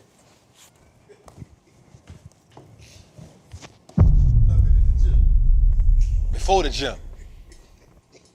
Before the gym. All right, man.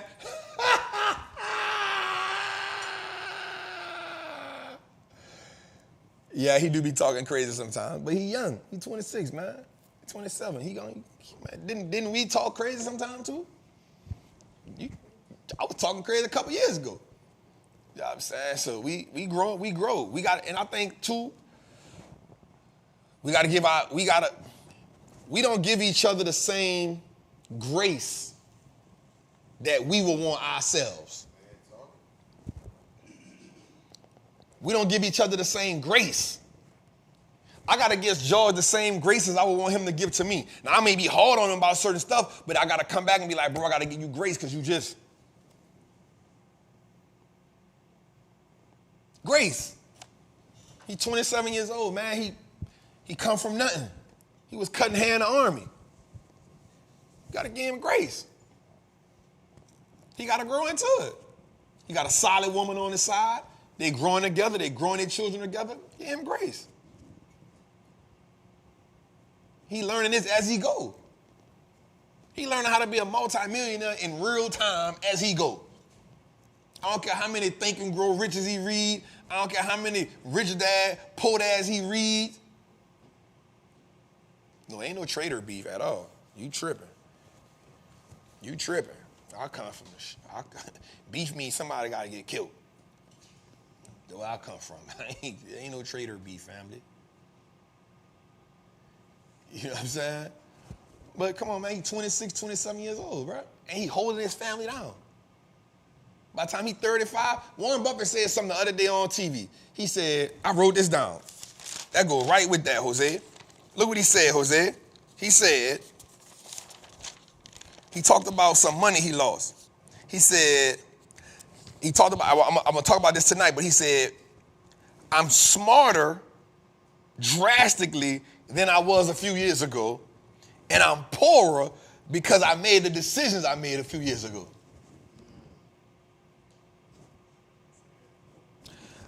I'm smarter dramatically than I was 2 years ago. He talking about when he got out of Paramount Studio. He got out of Paramount. It was an investment he made. He said, I'm smart. Now, he's 93 years old. He's 93. He said, I am smarter now dramatically than I was 2 years ago, but I am poorer now because of the decision I made 2 years ago. Mine is one of the top 6 richest men in the world. But he's talking about a stake he had in Paramount. And it just lost their money. They had a $2.6 billion stake in Paramount. And last year he started selling and he finally got out of it all the way. But he lost money on it. What Warren Buffett rule is? Rule 1, don't lose money. Rule 2, fight to lose 1. But this goes to show you, even the greatest investor in the world still lose money. Oh, God. God.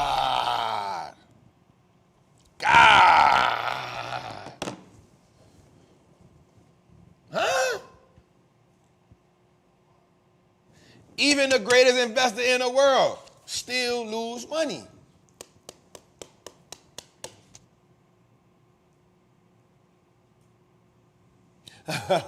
He's poor and he's one of the richest men in the world. That's crazy. I guess he said, shit, the money he lost on that, he is poor. I'm 2.6 billion poor. That hurt. You feel me? But even I don't like, damn, I mean that. Because sometimes, watch this, even you do all the research and you see it a certain way, the market don't agree.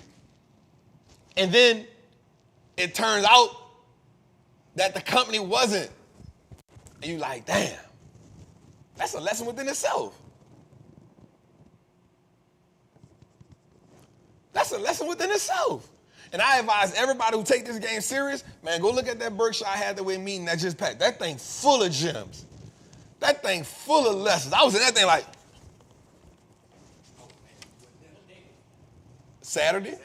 I had to go to Lily recital. That's the only reason. She had a ceremony. I was like, yep, I wrote that. He ain't got too many more. He ain't even the full. He passed the full quarter, cup. That boy in overtime. That boy ain't even in the full quarter no more. All right. So here's some positions that Warren Buffett got out of. Chevron, he decreased that by 1%. That ain't nothing. Bank New York, he decreased that by 60%. That ain't nothing. Activision Business decreased that by 12%. U.S. Bank Corp, 91%. So, I mean, he trying to get all the way out of there. Taiwan Semiconductor, 86% decrease. He trying to get out of that. Ally Financial, he trying to get out of that. Apple, 13%. Now, a lot of people are mad or feel some type of way about him getting out of Apple. And I'm not mad at that. And the reason why I'm not mad at that is because it's still his biggest position.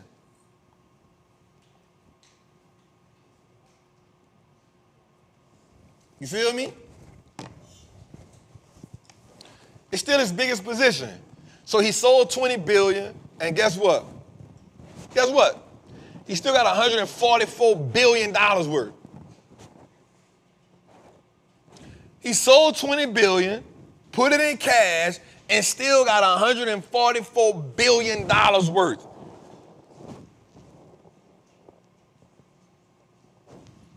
I don't think that's bad.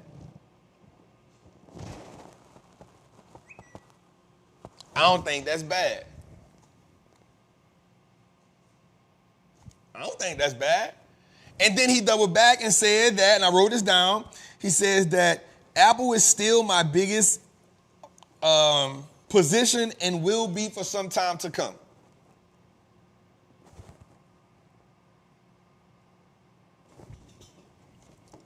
I don't think we got a problem there.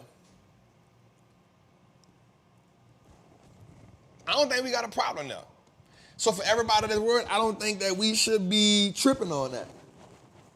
I don't think we should be tripping on that at all. So what he throw 13%? Guess what he did with the 13%? He said he think this is a great time for him to hold cash. So what he did was he added to his cash network. What he got now in cash? 189 billion. Goddamn, Warren. Mr. Buffett. Now some people saying like, well, when Warren Buffett got that much cash, you know something crazy. I don't think so. He always got money on the side. He always got $100+ billion on the side. He said he needed a hot 20 billion. That's a fact. Shit, I need a hot 20 billion too, god damn. Speaking of that, Elon Musk said, if you're looking for a position, come buy some Tesla. Now, I'm not gonna lie. If Berkshire Hathaway buy some Tesla, boy, that thing gonna go through the roof. That thing gonna go through the roof. Now, here's what I am interested in to see. So he had his guy up, Craig Abel, who's gonna take over when Warren Buffett leaves. I'm real interested to see, because what people don't know is Berkshire Hathaway B is actually performing pretty good. And it has performed pretty well. They talked about their business, Geico. That's great.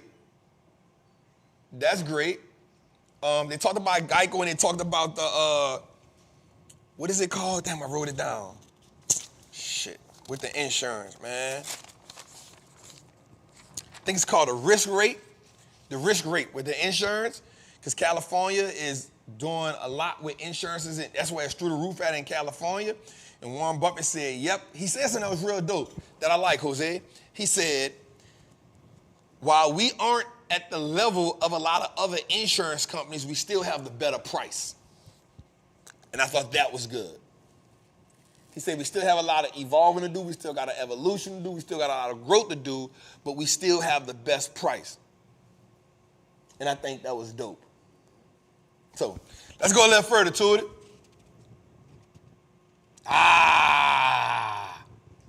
Nvidia, the great. So let's look at this. Let's look at this for a second. Nvidia.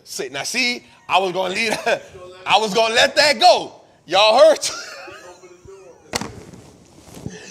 Tudor said a company name is Nvidia.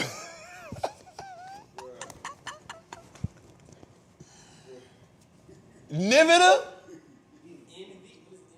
Niv?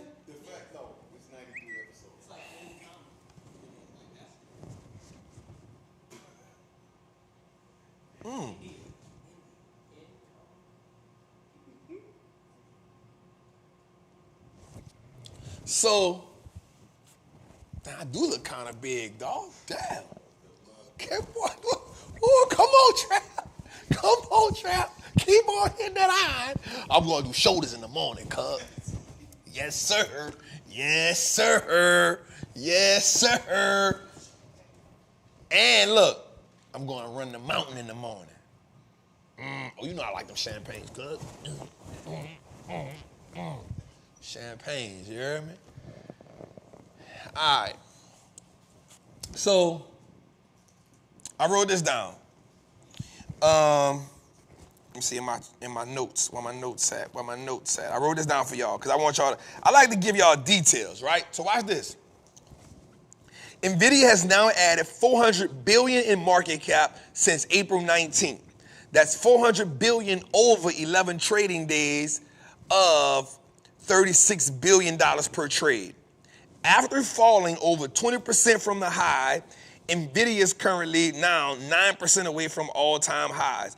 It is officially the third largest public company in the U.S. and one of four with a $2 trillion plus market cap. So, Jose, people always say, like, the market falls, it falls hard. It does, but it does not mean you should get away from it. It hit 976. From 976, we saw it get as low as 797.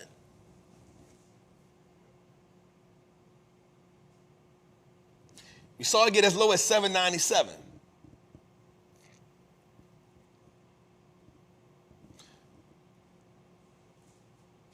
Instead of people running away from it, that was the perfect time to what? Indulge in it. But you know why people didn't? Because they keep saying it's going to go lower.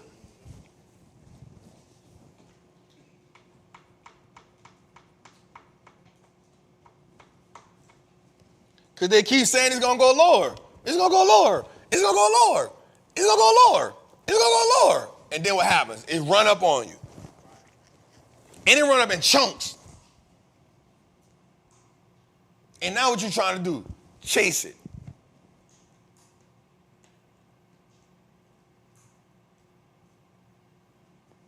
It got to 750. I saw it at 797. I ain't see the 750.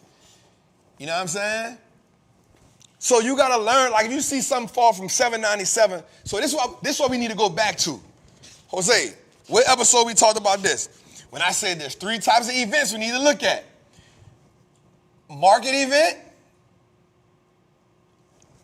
industry event, or sector event, or is it a stock or company event? What episode we talked about that?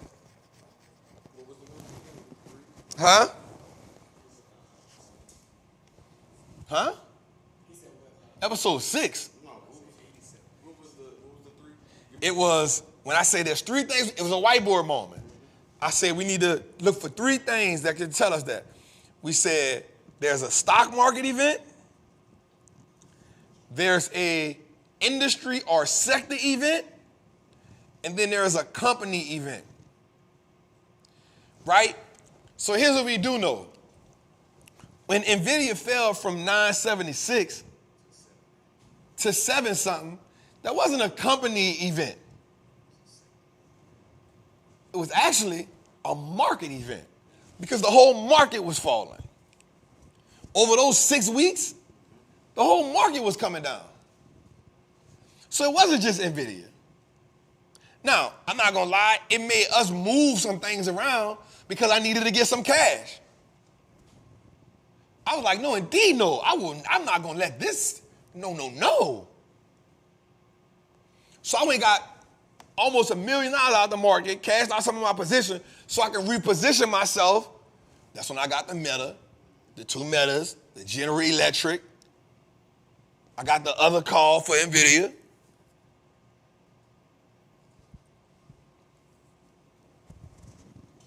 You feel me? And here's why you put the cash on the side. You put the cash on the side to do this, to start a position. And if it goes lower, guess what you do? Average into a position. If the company is still a high quality company. Come on, y'all. We teaching right now. We teaching right now.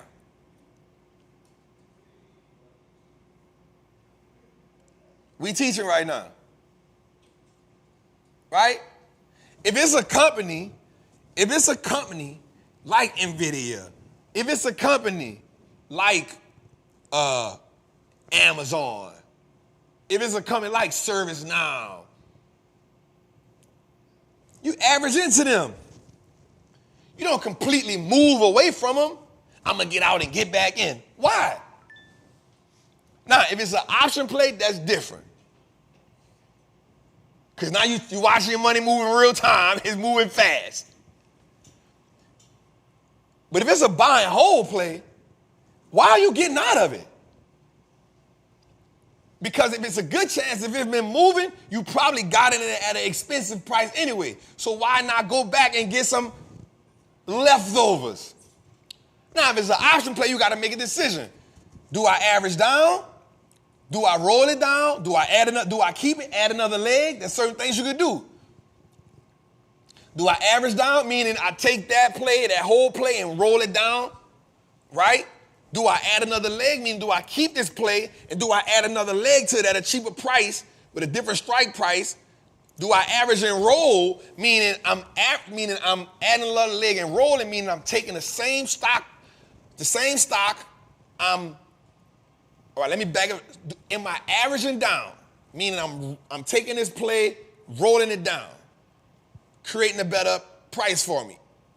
Am I adding another leg? Meaning I'm taking the same play, right? Meaning I'm taking the same stock. I may add another leg, but change the strike price, change the expiration date, right?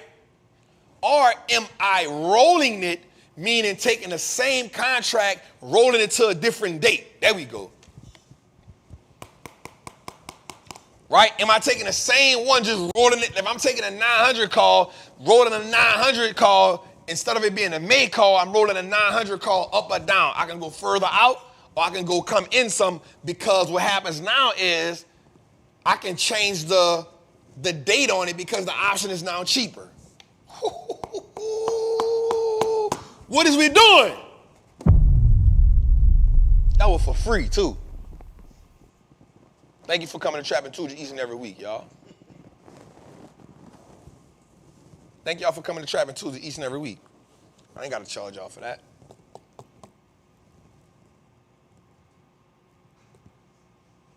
What are we doing? Now we determine how to play the game.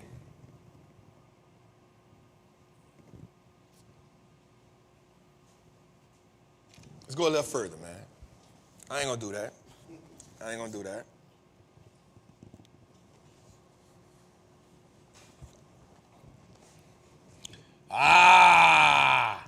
We talking billions. How long does it take major companies to produce $1 billion in revenue? That's my dog Bobby Axelrod, man. Listen, I'm gonna be real with y'all. I'm pissed off that the show no longer comes on. But I understand all great things must come to an end. Did they wrap it up though? Did they end it? It's ended. Or it just faded away? Nah, it's over. They gave us one more episode. It was over after that. And the last episode was actually really damn good. I was about to say, was it a good close? It was a good close. They closed us well. They didn't leave us on the cliffhanger. They gave us what we wanted. Axelrod came back. He shut down Mike Prince. Him and Wendy got a little... Nah, if you ain't watching it, I don't got nothing to do with that. Nah, it's weeks, it's months old. It was in August. Some people play catch up just like Walking Dead. I ain't got nothing to do with that, man. Ain't got nothing to do with that, dog. You did? Act came back and was Act. And at that moment, we realized that's why we needed him in the show. It is not billions without Axe. Just like the Young and the Restless is not the Young and the Restless without Victor Newman. I don't know how the hell he's still alive. That man was 80 years old in 2000.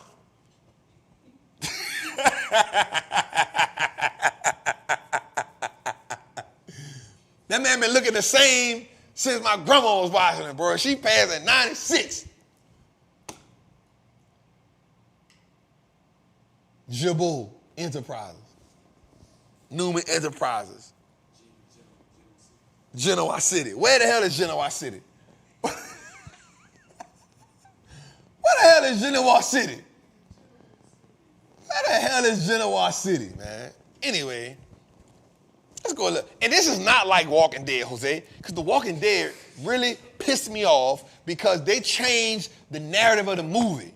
It went from being about zombies to being a love story. Yes. I ain't gonna say no more because Cuz still watching. It turned to a love. I don't want to watch a love story. If I wanted to watch that, I would watch Love Jones. Damn, Slim. Fuck you, man. I ain't worrying about him. Come on, boy. Come on. Come on, boy. They call me brother to the nine. Huh? He ain't never seen what? I saw him get the phone and start doing that. Bro, this dude reminds me every time we hear that I'm a OG. Come on, I'm gonna tell you something. Let me tell you something. You watch that movie there? You gotta watch it with something. No. He gotta watch it alone first. You watch it alone, you learn mannerisms. You learn how to, damn, Slim. Fuck your man, I ain't worrying about him.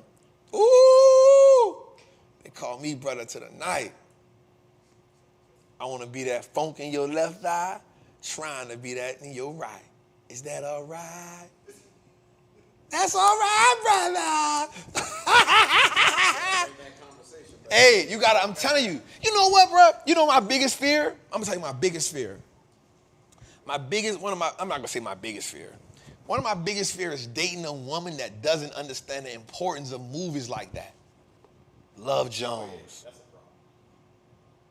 You know what I'm saying? Let's watch Waiting to Exhale. I wanna watch Love and Basketball. You know, I want to watch Best Man, The Wood, Inkwell. I need to watch that and be okay watching it. Not like, what that is? Ain't nobody watching that old ass movie. Get out of my house.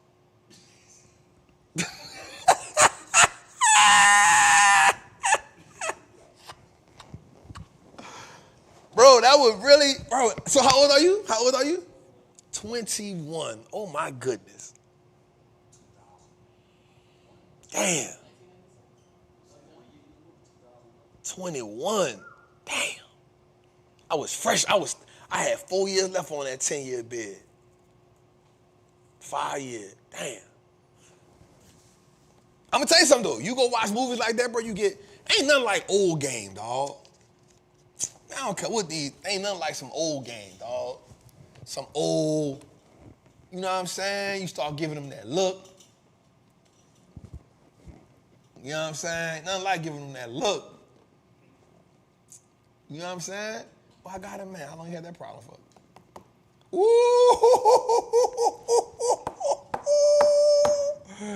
All right, let's go a little further. My bad. Damn, my dog ain't watched Love Jones, dog. That's a classic. Love and Basketball. Now I'm gonna tell you something. I saw this movie. It's called The Photographer. It's the dude Lakeith Stanfield plays. It's really good, dog. I like it. It kind of is like a version of Love Jones, but it ain't. Bad stuff on that one, actually. Yeah. Nah, bro, that thing good. It ain't Love Jones, but it's really good, dog. I like it because I like them type of movies. They're not like they are.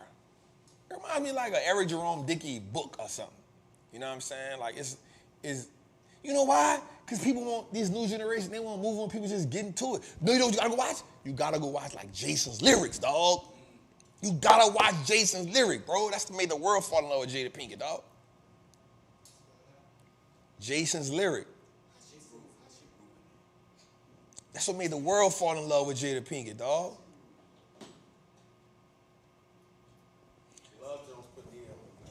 Love Jones? I don't know. You think Love Jones put Nia Long on the map? What was it before? Boys in the Hood? Nah, Love Jones made her like the GOAT.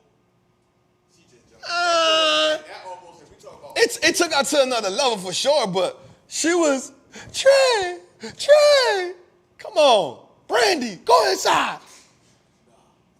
What? GOAT status. I ain't mad. All right, so if, but it didn't do that for him. Minister Society did. Minister Society did. That's old dog. They definitely, that definitely got the old dog. So you think Love Jones put Nia Long in GOAT status. Grown woman status. She's a girl. B? What you said, B?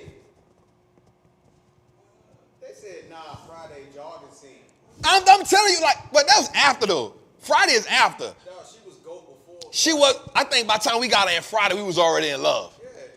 We was already in love. She was still getting good girl energy She had a couple appearances on Fresh Prince. We wasn't tripping. I think Boys in the Hood, we was on her though, dog, because she was good. Because he gave us a good, like, description of her when we saw her. By the time we saw her after Boys in the Hood, we was like, oh, that's Nia Long. She nice. You got to read, he was like, oh, that's Brandy. I met her when I was young. And we grew up. And she gave us that girl next door. Come on, Jose, don't do that. I was reading the chat. They talking about, Friday. Girl, she was already. We had already goated her by the time Friday came out. We was already in love. That's a whole episode. All right, bet. So, $1 billion. It takes Nvidia 81 hours. Nvidia, if you listening to Tootie. Meta, it takes Meta 61 hours to make $1 billion. TSMC, it takes them 49 hours to make $1 billion. Samsung, it takes them 44 hours to make $1 billion. Microsoft, it takes them 40 hours to make $1 billion. Tesla, it takes them 37 hours to make $1 billion. Google, it takes them 29 hours to make $1 billion. Apple, it takes them 22 hours to make $1 billion. And the king of the hill, Amazon, 15 hours to make $1 billion. So every 15 hours. That's crazy. That's why they customer service so good. Oh, you want retarded? Nah, I got you. 15 hours to make $1 billion, dog? That's insane. Now, here's what I want you to understand. The dude started off with a small, stupid office.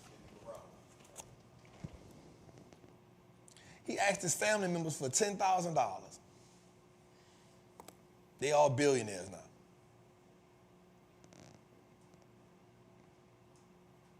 Damn. Shit. I'm gonna tell you something. I was talking to Terica yesterday, and she told me something so important on the phone, dog. She said, in order to become a billionaire, you got to solve $1 billion problem. It's almost a world changer. She said, the reason there aren't more black billionaires, well, she didn't say this. I'm lying. Let me not put that on her. Once she told me that, I said this. But she said this to me. She said, we haven't learned how to solve $1 billion problems yet. And I'm saying this. The reason why we don't have a lot of black billionaires is because we're always in survival mode. Most of us are coming out of survival mode. And by the time we learn the game, that residue, by the time we learn the game, you're like, oh, all right. Think about it. Oprah Winfrey solved $1 billion problem. What was it? She gave people a voice. She started having uncommon conversations in her shows. They weren't the regular conversations, and she was a voice of trauma. She learned that game, and then she started creating movies that solved problems, that spoke to the black, whether you like it or not. Yeah, I'm just thinking about the blacks that didn't have to sell themselves to make $1 billion. Jordan had to sell. We don't know what Jordan did. No, I'm just thinking. We don't know what they did. Well, no, I'm talking about their identity. We don't know what they did. But think about how she became big dog. The Oprah Winfrey Show. What was the first thing she was doing? She was giving stuff away in her live audience, making her audience. You know what I'm saying? You learn how to sell, you learn how to solve $1 billion problem.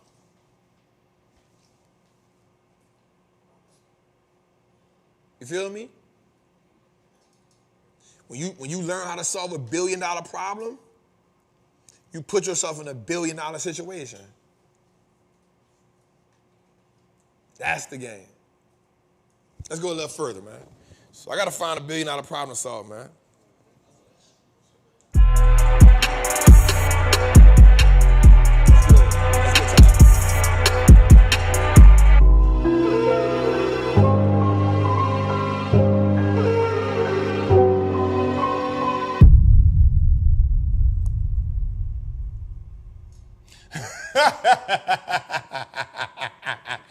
Somebody in the comments saying, ain't nobody need no remake of A Color Purple. I'm sorry, but not sorry. I ain't mad at you. I didn't watch it, but I'll be honest with you. I didn't go see it. But I will say this. When I got older and looked at the older Color Purple, I was like, why the hell did my people let me watch this? Bruh. So I didn't want to go see that again. I didn't want my daughter to see that, dog. I'm not even going to lie. Like, the old one. Bruh. I watched that movie so many times when I was younger because I got older and watched it. I was like, bro, why am I watching this? Why am I watching? This is horrible. Yeah, I was like, bro, this is a traumatic movie. This movie is about alcohol, rape, molestation, kidnapping, woman beating, everything going on here. Like, why am I watching this movie? Bruh, I watched half of that and was like, I'm good. Yeah, I was like, I'm good. She should have got an Oscar for that shit. Yeah, like I watched The Color Purple, like when I got older, I was like, bruh, this is a traumatic movie. Why the hell am I watching this? So when it came out the new one, I was like, nah, I'm straight. Nah, we not going to see that one. Me and Stank not going to see that one. Where Black Panther at? We going to go watch that again. Nah, you can't make that shit better. Nah, I'm not going to lie. I do want to watch Roots with my daughter. I do want to watch Roots with her. I want to watch that with her. Like, I want to sit down with her and watch Roots because I want her to explain certain things. We've watched The Wizard of Oz. That's good. I like that. There's certain movies I would. There's certain. We love that. We watch that. No, that's the one we watch. That's our shit. Ease on down the road. She loved that. She'll watch that every day. But we'll watch. You know what I'm saying? But I'm not watching. The Color Purple is going to be one she ain't going to never know about if it's up to me. If you can miss that one, you can miss that one. All right. Let's go, y'all. How y'all feeling tonight, man? Let's talk about it in the chat, man. They active? Let's get it. All right, y'all. So, y'all know what it is, man. We are talking about, we almost close to the end, Jose. The people here, though, they fight. Stank, how you feeling? Feeling good? Your iPad dead? You on Roblox? All right.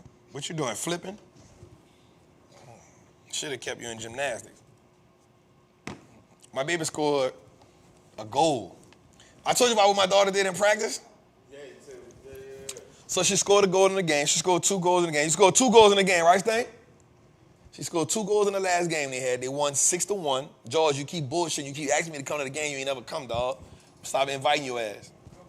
Man, let me know when Lily got a game. Then you tell me you got a... She just told me it's at 9 o'clock instead of 10:30. Yeah, they got a game this week at 9:30. And so, crazy part was, so the coach had 2 boys as goalies, right? And I don't know, bro, I like seeing athletic females. I like seeing that, you know what I'm saying? Like, I like seeing them step outside of the feminine side and get busy and then be able to step back into it, you know what I'm saying? So the score was 0-0. And the boys were just talking crap, like, y'all ain't gonna score in here. And in practice, they use the little goals. They don't use the big goals. And I'm watching her, and my thing always is just be an engine. Go get it, go get it, go get it. Go attack that ball. Go get it, go get it, go get it, go get it. And I'm always on the side, like, Lee, go get that ball, go get that ball. Go get that ball. Like, so she getting, so bro, Lee, she's moving. I'm talking about, she full stride. She hitting the ball in front of her. And I don't know what she did, but she kick it. Boom.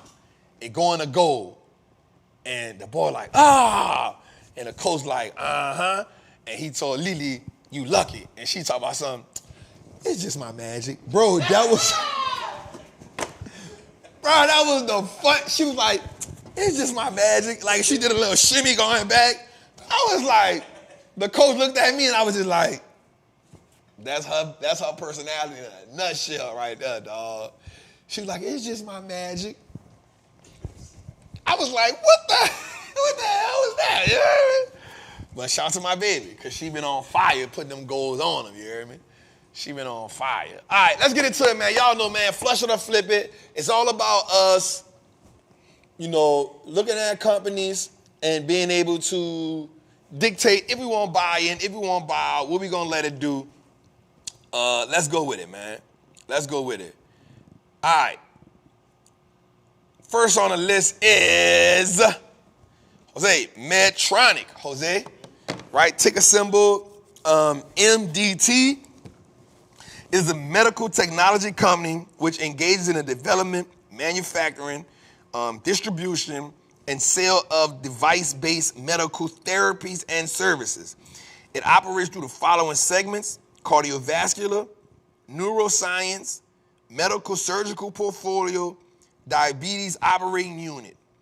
The medical surgery portfolio is comprised of surgical innovations and respiratory, gastrointestinal, and retinal divisions. All right, the company, Jose, is down 0.44% on the year, down 8% in 1 year. The company does pay a 3.38% dividend, Jose. Are we flushing it or are we flipping it, Jose? 59% we flip it to get money. We flipping it? 59%. They ain't down too much.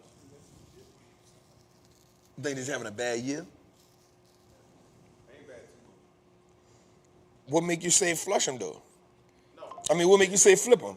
Well, I'm just riding with the squad. Even if they making me I keep telling you about riding with the squad, bro. look, I gotta be the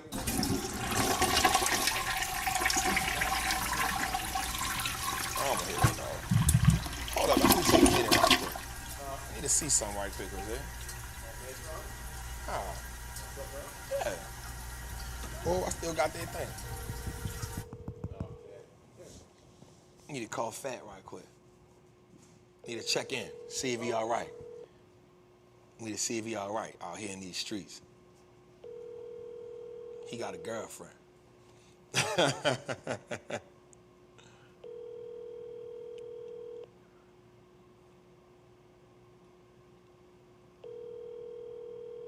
Yeah, he ain't answer the phone. He might be out. Damn, he outside. Sucker. All right, we flushing that, Jose. Next one on the list is Waters, right? Waters Corp engages in the provision of workflow solutions involving liquid chromatology, mass spectrometry, and thermal analysis. It operates through the Waters and TA segments. The Waters segment consists of liquid chromatology, instruments, mass spectrometry, and precision chemistry, consumable products and services. The TA segment produces products and services which include thermal analysis. Man, wait up, man. They talking some shit I don't even know. Let me do something right quick. We gotta go see what they do, Jose. Let me see. Let's go see what they do, Jose.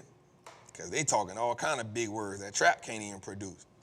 Let's see. Let me see.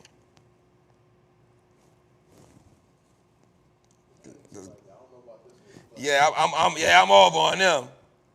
Let me see what it is. Waters. Let me go see what they do for y'all right quick. I can't leave us hanging. I'm not going to vote this early. I'm waiting for the data. We need the data, baby. All right, let's see. I'm on it right now.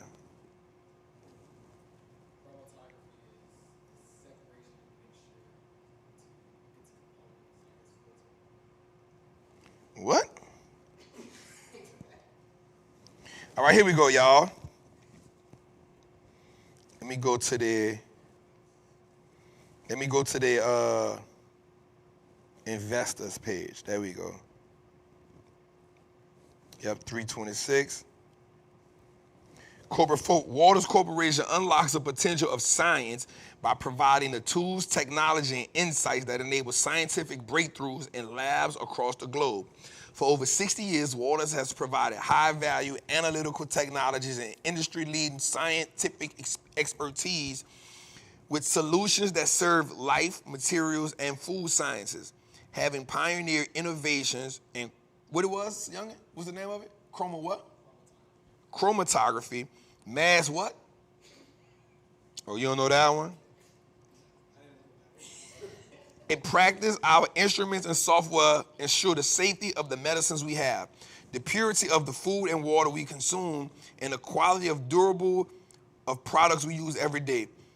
Okay, I get that. So in essence, what they do is they help the world come up with breakthrough things or, I just read it. Technology, breakthrough technology and scientific products that help us across the world.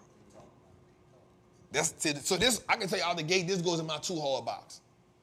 Meaning, I can't understand it. All right, so year-to-date, they down 0.46%. In 1 year, they up 9%. And in 5 years, they up 52%. It's in my too-hard box. It's in their good box. They got people that understand that. No, it mean they understand it. Don't mean you should flip it because you understand it. Based on the numbers, they're sad, Jose. Sad right now. 5 years, they up how many? 52%. Oh. Okay, yeah, we good. Bro, you been on that button all that time over there. You still, man, this dude here, bro. God bless you. All right, what's next on the list, Jose? Circle this. All right, U-Haul. It's easy here. All right, so let's go. U-Haul engages in the insurance and moving and storage business. It operates through the following business segment: moving and storage, property and casualty insurance, and life insurance. The moving and storage segment includes the rental of trucks, trailers, portable moving, and portable storages. Right? I got a question for you. Year to date is down 4%. 1 year is up 10%. 5 years, 78%. And they don't pay a dividend. How you feel about U-Haul? 63%. Flip it. I want to see science. No, the 63% in the chat. See what the year to date? Minus 4%. Up 10%. I think we could do better.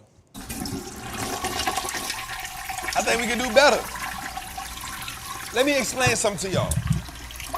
I am not a fan, and I wrote this down because I want people to know this. I don't think that you should just buy, hold, and forget. I don't think you should buy, hold, and forget. I think you should buy a company, and every year, that company has to prove itself worthy of being in your portfolio. Now, a great company can have a bad year. I'm not mad at that. It happens. But every year, a company should be able to prove why it's worthy of being in your portfolio. Every year. I'm not a fan of I get it. You know, buy a company for 20 years, buy a company for 30 years. I don't know if that company is going to be there that long. Also, if I can buy and hold a company for 20, 30 years if the company is consistently evolving as a brand. Right? If they keep growing, they keep putting up, they keep beating earnings, they keep beating revenue, they keep increasing the dividend, I'm okay. But think about the people who buy and hold AT&T. They ain't done nothing. Buy and hold Verizon. Buy and hold Southern Company.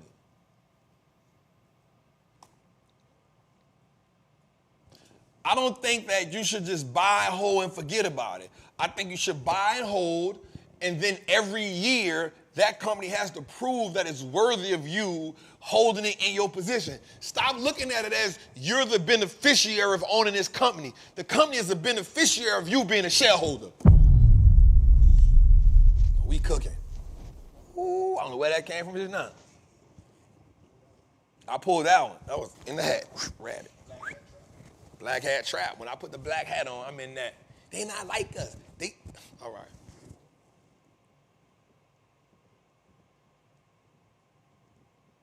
All right, let's go a little further. Next on the list is, this one here, I like this one. Let's see what this is going to do. This is cousin. CubeSmart. Right, it operates as a self-storage, self-managed, self-administered real estate investment trust, with its operations conducted solely through CubeSmart LP and its subsidiaries. It owns and operates, develops, manages, and acquires self-storage properties. Now, let's talk about it. Year to date, down 9%. 1 year, down 8%. 5 years, up 30%. Jose, they pay a 4.7% dividend yield. How do you feel about them, Jose? Chat done did me dirty. Ah, getting better. What the chat said?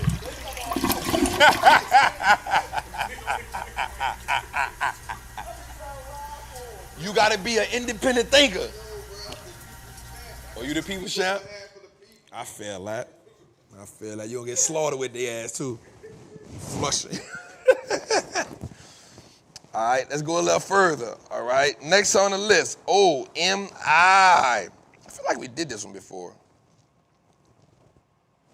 Owens Minor. All right, so watch this.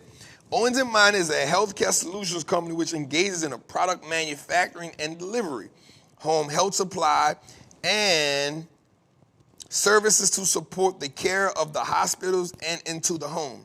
It operates through the products and healthcare services and patient direct segment.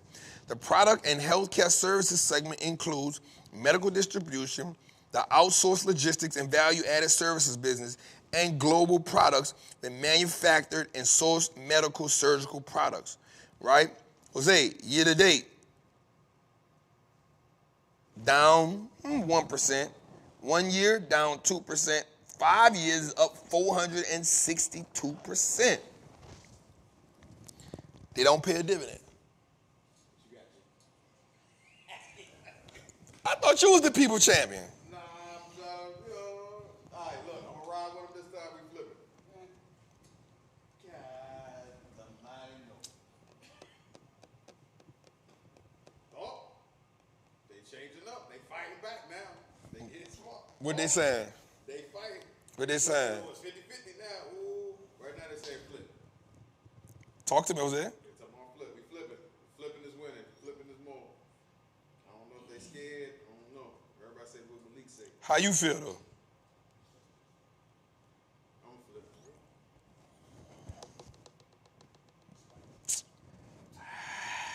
I'm kind of stuck on this one, but you know what, Jose? I'm gonna let that one rock. All right, next on the list, Jose, we got O'Reilly's. Oh, Paul. Added a little piece of that trick. I did? The O'Reilly's. That's what they go. It do. O'Reilly's. Auto part. You gotta listen to it, dog. Yeah, the backgrounds. Ad-libbing. The backgrounds ain't in there, bro. That's in the background.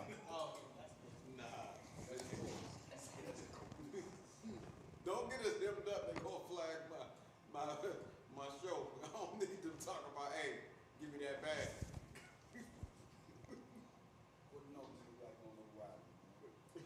Hold on, man.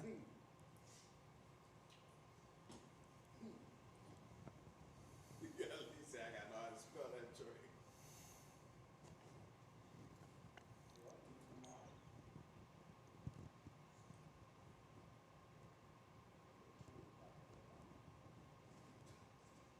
To the people on audio, we looking for that.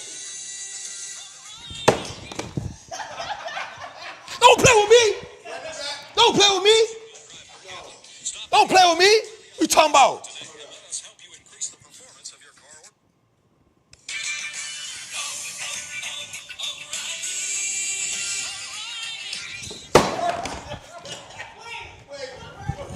Stop playing. Stop playing, cuz. Stop playing, cuz. Stop playing, cuz. What we talking about? What we talking about? What we talking about? What we talking about? Flush you and your son. Yeah, I know. Yeah, I know. Nah, I know. Yeah, I know. Give me some, cuz. Give me some, cuz. Give me some, cuz. Give me some, cuz. Give me some, cuz. Huh? Stop playing with me. Stop playing with me. O'Reilly.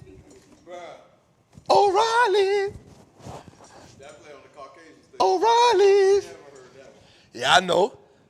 Stop stealing cable. Stop stealing cable. That's because you were stealing cable. You wasn't getting the right part. You wasn't getting the right one. Oh, man. You wasn't getting the right one. I know what I'm talking about. Huh? O'Reilly. Choir director. Come on, boy. Come on, boy. Sopranos in the back. 2 days. That's the mellophones, you heard me? That's the mellows. Ooh, ooh, ooh, ooh. Come on, man. That's the new version, okay? That ain't no new version. That's an old commercial. That's the 2024. Bro, that thing was from 1995. That old commercial. Come on, man. O'Reilly.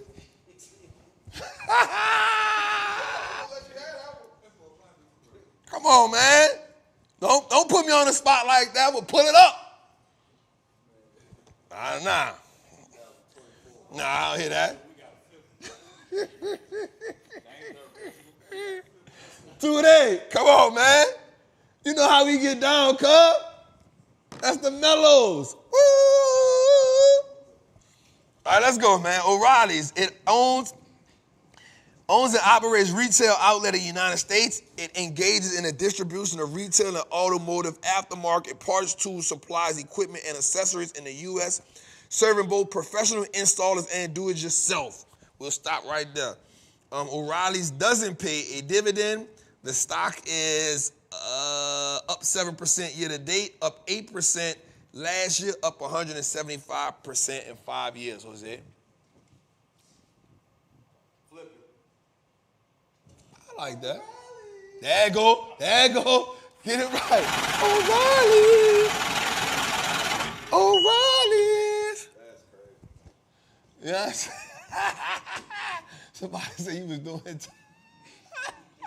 Yeah, they've been going crazy in the chat. Man, there ain't no other show like Trappin' Tuesday, man. They was like, nah, that's the version they played in New Orleans. Nah, y'all better.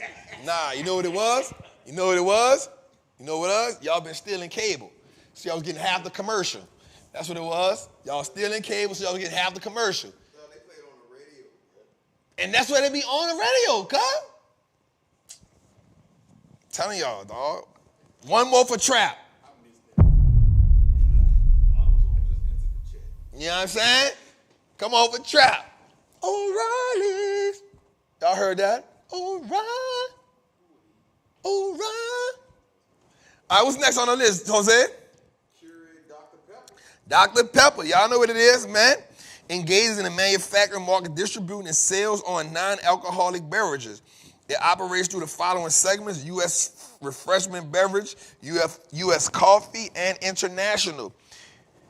When did they come together? The U.S. refreshment beverage segment distributes beverage concentrate syrups, including the brands Dr. Pepper, Canadian Dry, Mott's, Snapple, A&W, 7-Up, Sunkist, Squirt, Hawaiian Punch, Core Hydration, Bai, C4 Energy, Yoo-Hoo, Big Red, and Vita Coco. Year to date, up 1%. 1 year, up 1%. 5 year, up 17%. They pay a 2.5% dividend, Jose. I don't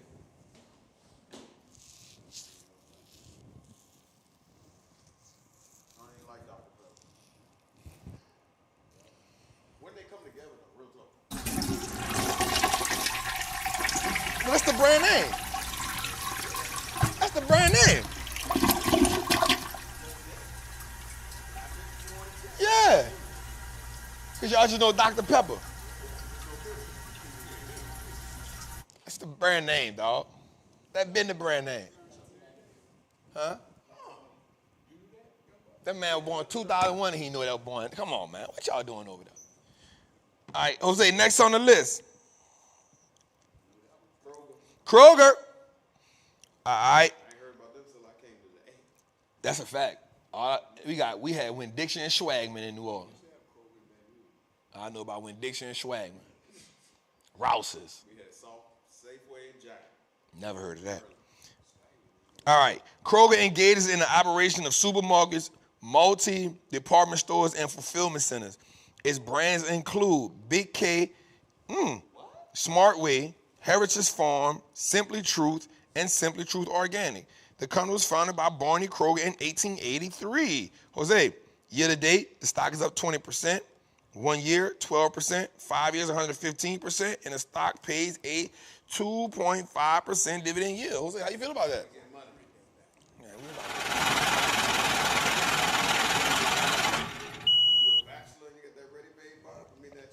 Nigga, you don't gotta be a bastard, nigga. Sometimes I get that shit from my daughter. She be like, Daddy. I be like, bang. That rotisserie.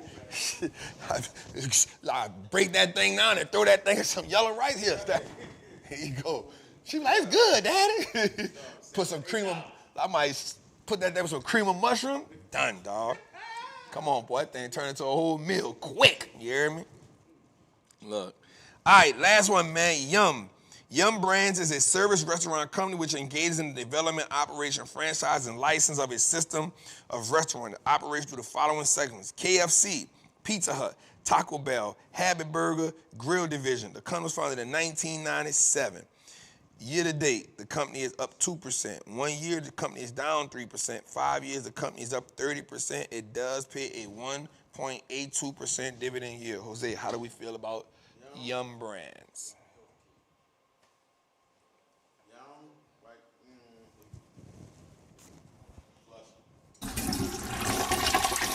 Let's go to that.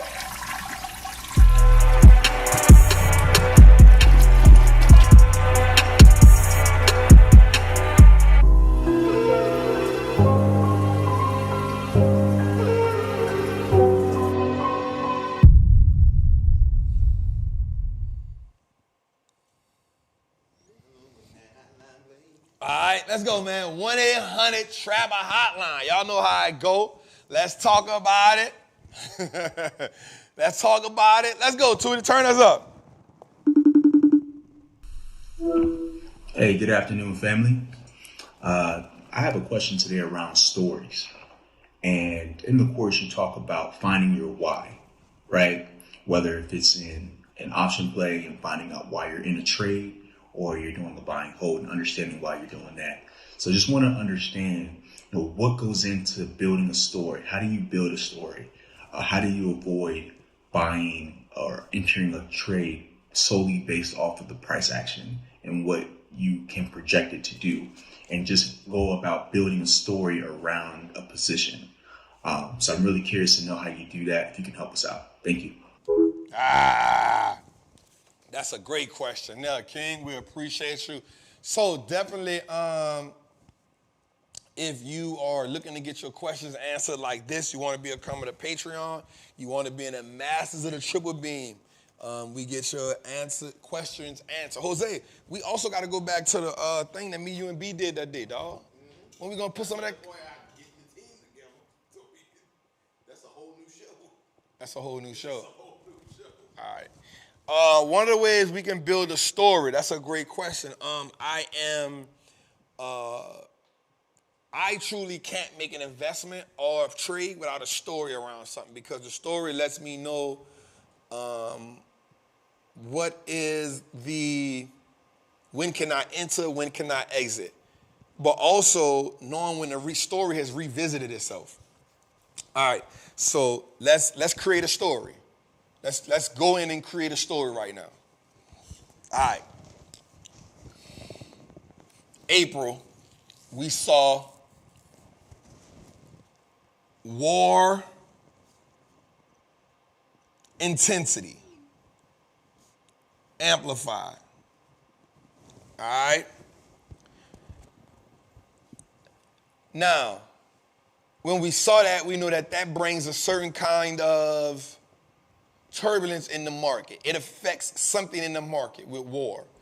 But then we saw the 10-year note go from 4.3 to 4.6.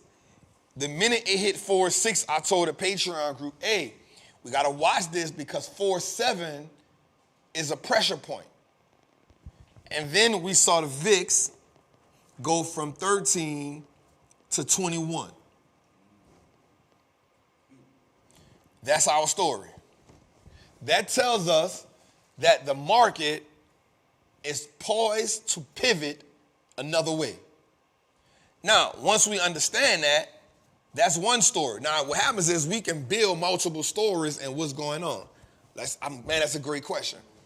So once we understand that story is going on, because now we understand if these are the numbers that make the market go up, then I understood that then we need to see the 10-year note come back down to 4.5, which means the pressure easing off. We need to see the VIX somewhere under 15, 16, and we need to hear the war at least calm down, right? But another part of the story was rate hikes, because we understood that rates were now also the underlying part of the story. I need y'all to listen to me right here when I'm talking.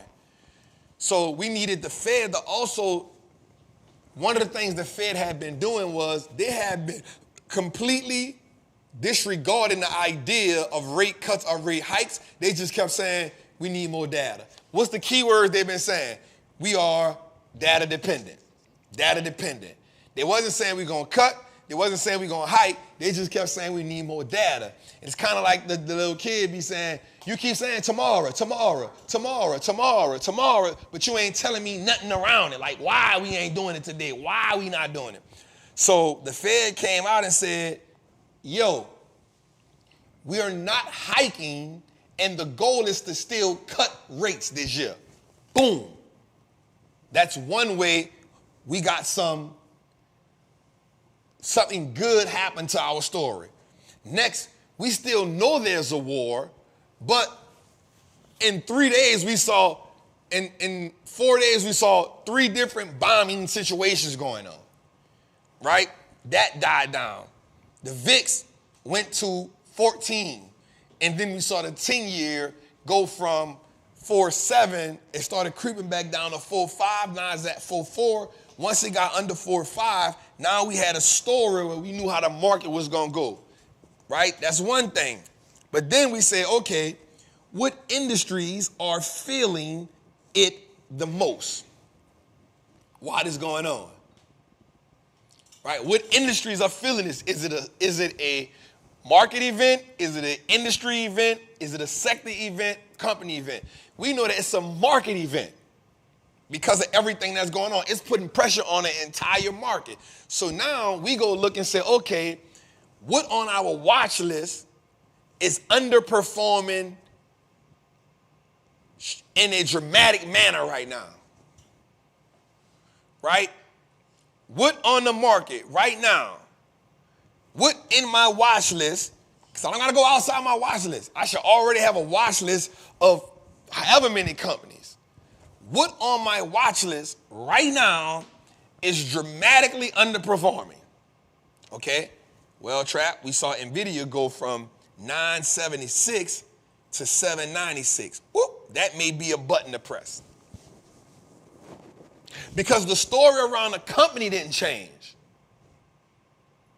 The reason why I like the company, the reason why it's on my watch list did not change. So that means my stock is falling not because the company doing something wrong, but because the market event is happening, and because we created a story now around the market event. Now once we see the story unfolding in our favor, we can already be in position. But because we see the story holding firm for 3, 4, 5 weeks, it now says, oh, let me go get my company that fell from $976 to $760. But if it falls more, guess what I can do? Buy some more of it because it's on my list, right? Let me see a company like AVG or Broadcom go from 1486 to 1297. Oh, the story didn't change around the company. The market applied pressure. Cool. Let me go buy this.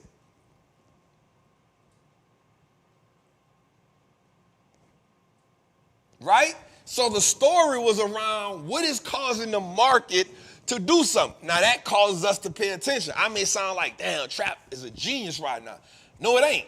I'm not. I promise you I'm not. I just make the market one of my favorite subjects. My daughter, my favorite subject. God is my favorite subject. Learning about myself is my favorite subject. How do I evolve as a man? The market.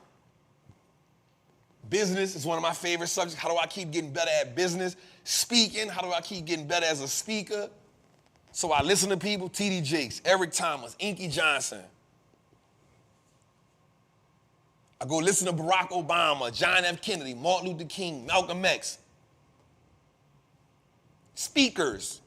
Business is one of my favorite topics. Alex Hormozy. I'm listening to Tim Cook. I'm listening to business podcasts. Personal development. I'm listening to Eric Thomas, Jim Rohn, Miles Monroe. Spirituality. Eric Thomas, T.D. Jakes, Joyce Myers, John Bereave. Right? My daughter, I'm watching her. I'm looking at her. I'm paying attention to her. The market.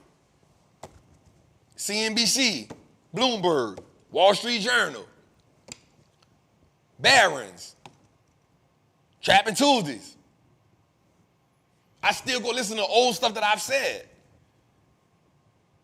I go listen to Josh Brown them because I want to go listen to the intricate people that's talking about the market so I can break what they saying down. Yahoo Finance, the live one.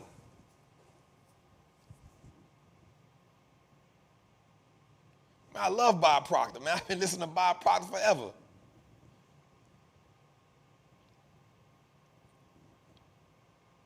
So I'm in what I'm in. So when you in something, you paying attention to it, I'm looking at the market. So I'm watching the story evolve and I'm putting two and two together.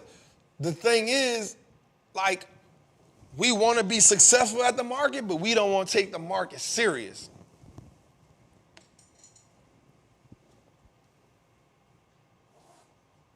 I said I wasn't going to teach, and I wasn't going to teach like that in the Patreon, but now I find myself getting up writing explanations on what's going on in the market, what I see, and what we looking at, and how we...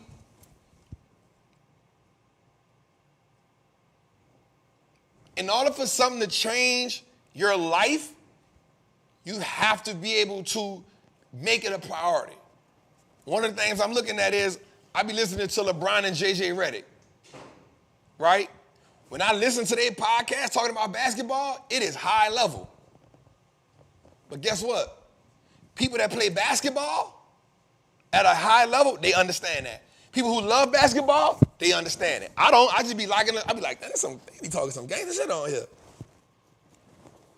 Squeeze this, nail that, backdoor that. I be like, bro, what the hell are you talking about? But basketball people, they get it.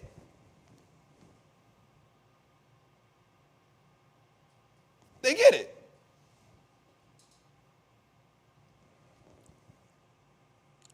Ronnie Brown put me on this podcast maybe a year or two ago called Business Wars.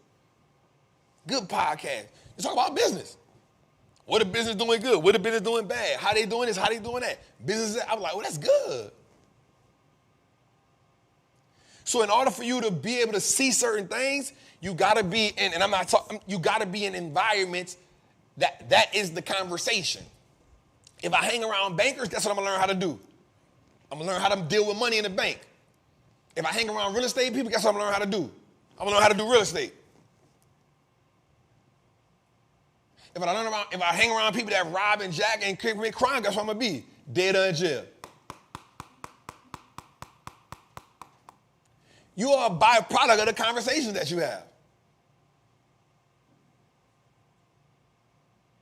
You are a byproduct of the conversations that you have consistently. Let me add that part into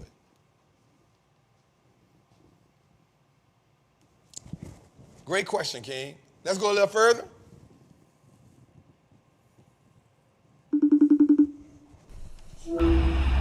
What's good, Jose? Shout out to Trap and all the people in the Patreon getting money. So look, my question is, I got the triple beam calculator, and I'm trying to understand, like I got Amazon and it got a few negative years of, free cash flow. I'm trying to see how to tweak it, you know what I'm saying? See if Trap, you can understand, like to explain it a little better for me. So you could, see if my numbers match up the same. Salute. I was good, family. Yep. So the one thing I don't like about the triple beam I haven't figured out yet is how we get the negative years. So one of the things we do with the negative years, you got to be in the triple beam to understand it is, so they give you 5 years of free cash flow, right? So what you want to do is, let's say they got 2 years that's negative, or 1 year that's negative. What you want to do is take the 4 years that they have, add them up, subtract the 1 year that's negative from it, and then divide it by 5. And that'll be the average number you will put in for the negative year. Say it again. You'll take the years that they have positive, let's say it's because you're supposed to get 5 years of free cash flow.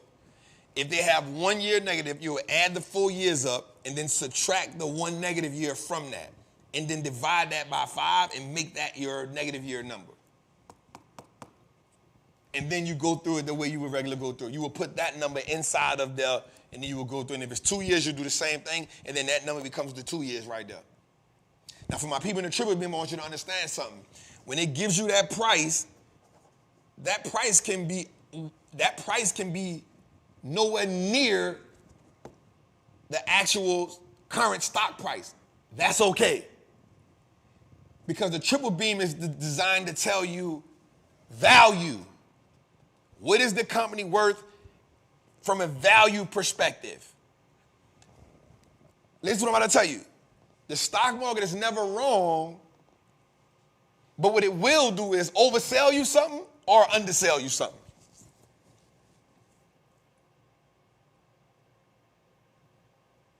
I never got the calculator. Are you in Masters of the Triple Beam? You got to be in Masters of the Triple Beam to get the calculator. Yes, you do need it. It helps you a lot.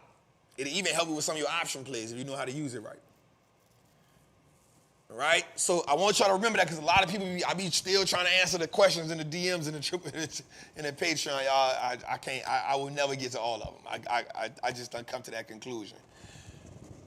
But a lot of people are like, Trap, my number's way off, it's out of sync. It's because you're expecting the triple beam number to be the same as the stock price. Stop it. Stop expecting the triple beam number to be the same as the stock price. The triple beam number is telling you the value of the company. Is it overvalued? Is it undervalued? Which is, intrinsic value. That's what the triple beam is going to do. The stock market is never wrong, but it will oversell you something or undersell you something, or to sell you something expensive or to give it to you at a discount. It's on you to decide which one it is. That's what the triple beam do. If you don't have it, just email us at support@wallstreettrapper.com. Support@wallstreettrapper.com. And I made a video and put it in a group. I need to put the video in the triple beam about how to do that. All right, Tudor, let's go, babe. Hey Trap, thank you so much for taking my question today. And also thank you for just enlightening us all the time and helping us become more financially literate. I really appreciate that. My question today is, what should we be taking record of in our Trappin notebook? Is it just the highs and lows of each index, or is there more information that we're including during that time? And also, what is the reason behind this? Thank you so much for taking my question today. I go to warm hugs again. The warm hug. I told y'all when black women talk, when women talk, it just be like a warm hug. All right, run it back. 2 days.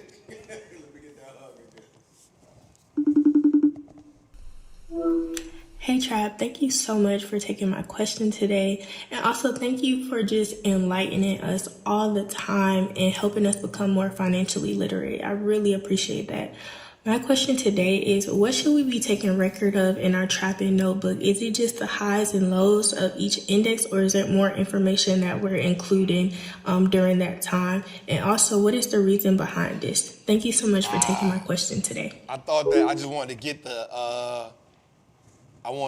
the idea of what she was saying. So one of the things that's good, that's one of the things I put in the group. So one of the things I like for y'all to do is to understand how the market is moving, is take record of the market. So, like, let's say today, and I was supposed to do this the other day, give an example. So let's say today, the markets is, let's see.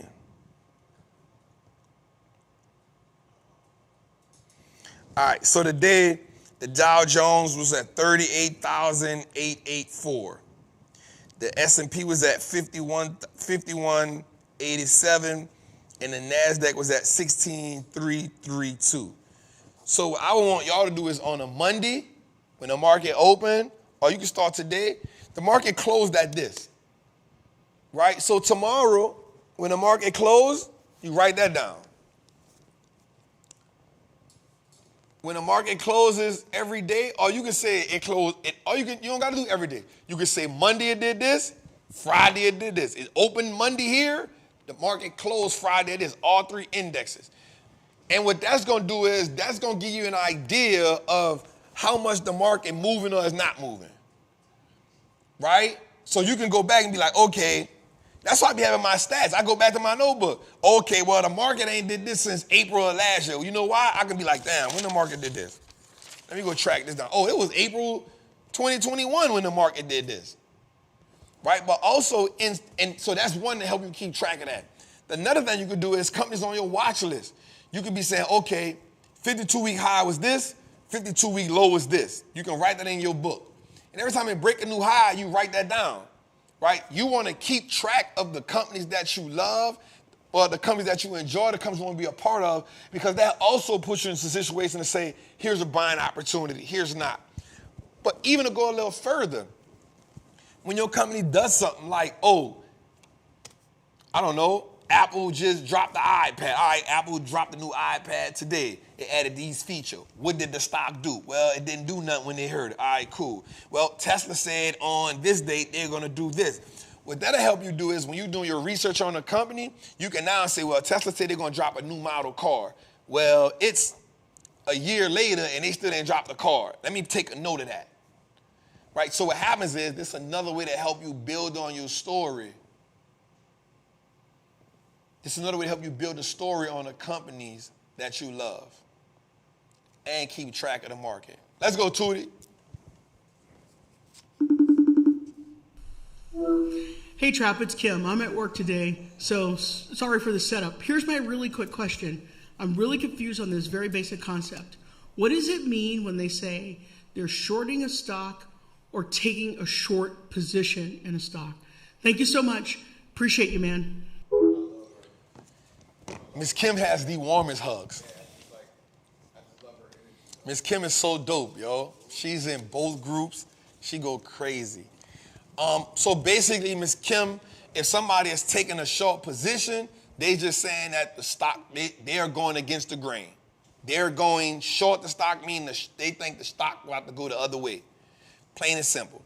Without me getting into the intricacies of them borrowing shares, what short really is like you borrowing shares from the market to take a position. That's complicated. People would think, they say, I'm putting a put on it, that ain't it. The shorting is a complicated thing. But in essence, it's if you want to short the market or you taking a short position, you're saying, I have an idea, you turn it into a bear, Miss Kim.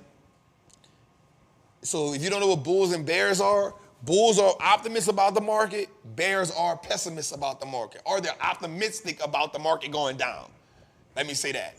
So somebody is shorting the market, they're saying, yo, I'm betting that the market is going down. If somebody's taking a short position, that means they're now initially saying, it might not happen right now, but I see the market going short in the future. Prime example, the Big Short, right? He took a big short position. What he did was he said the market is about to crash based on these data points, right? But it took the market a year to do what he said it was going to do. So he bled out for a year, almost a year, before the market turned in his favor. And when it turned in his favor, he knocked them silly. He knocked the Mario Kart coins out of them. right? So that's what it is, Ms. Kim. So taking a short position, they're essentially the same thing. But if you're shorting it, you in it. You like, yep, I'm shorting the market. I took the position. This is what if you're like, I'm about to take a short position, meaning you saying, yo, I think the market is going to go downward in this way in this amount of time. And so that's basically shorting the position. Or if you see somebody saying, I'm about to go long, that means they are optimistic about the market going up. They being bullish. So if you going long, you say, you know what? They being bullish. So if you hear somebody say, yo, I'm long on this stock, that means they are super bullish on that. And if you look on CNBC, they always got to say that. They got to say, I don't have a position here, I'm short here, I'm long here. Let's go, man. All right, man. So, man, what a great show we had tonight. I think we got fully educated. I think, man, we in episode 93, man. That's what we here for. We are here to help you navigate the market. We are here to help you become better. We're here to help you normalize investing in the market and using the market as your tool to create not just generational wealth, but generational freedom. The market is a money printer. It don't stop printing money. Whether you win or lose, I still want you to have the confidence to play the game. And if we do that, this game will reward us for a lifetime.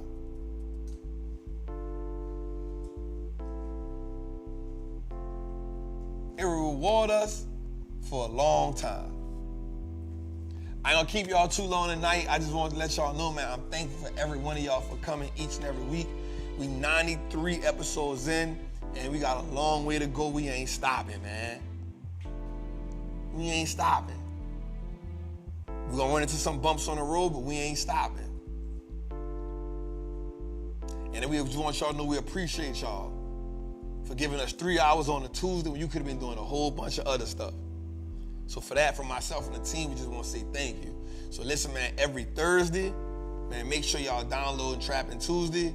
Every Thursday on all podcast platforms.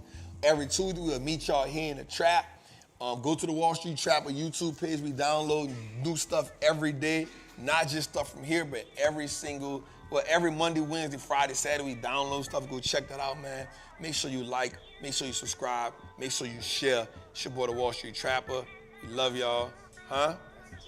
Oh, yeah. We got 25 seats left in the in the Portfolio Masterclass, Portfolio Mastery, May 30th, May 31st, and June 1st here in Atlanta, Georgia. Is going to be in the studio.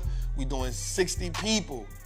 We got, I think, 25 or 30 seats left. Man, that's going to come real fast. Also, get your merch. Trap Apparel Inc. Wall Street looks like us now.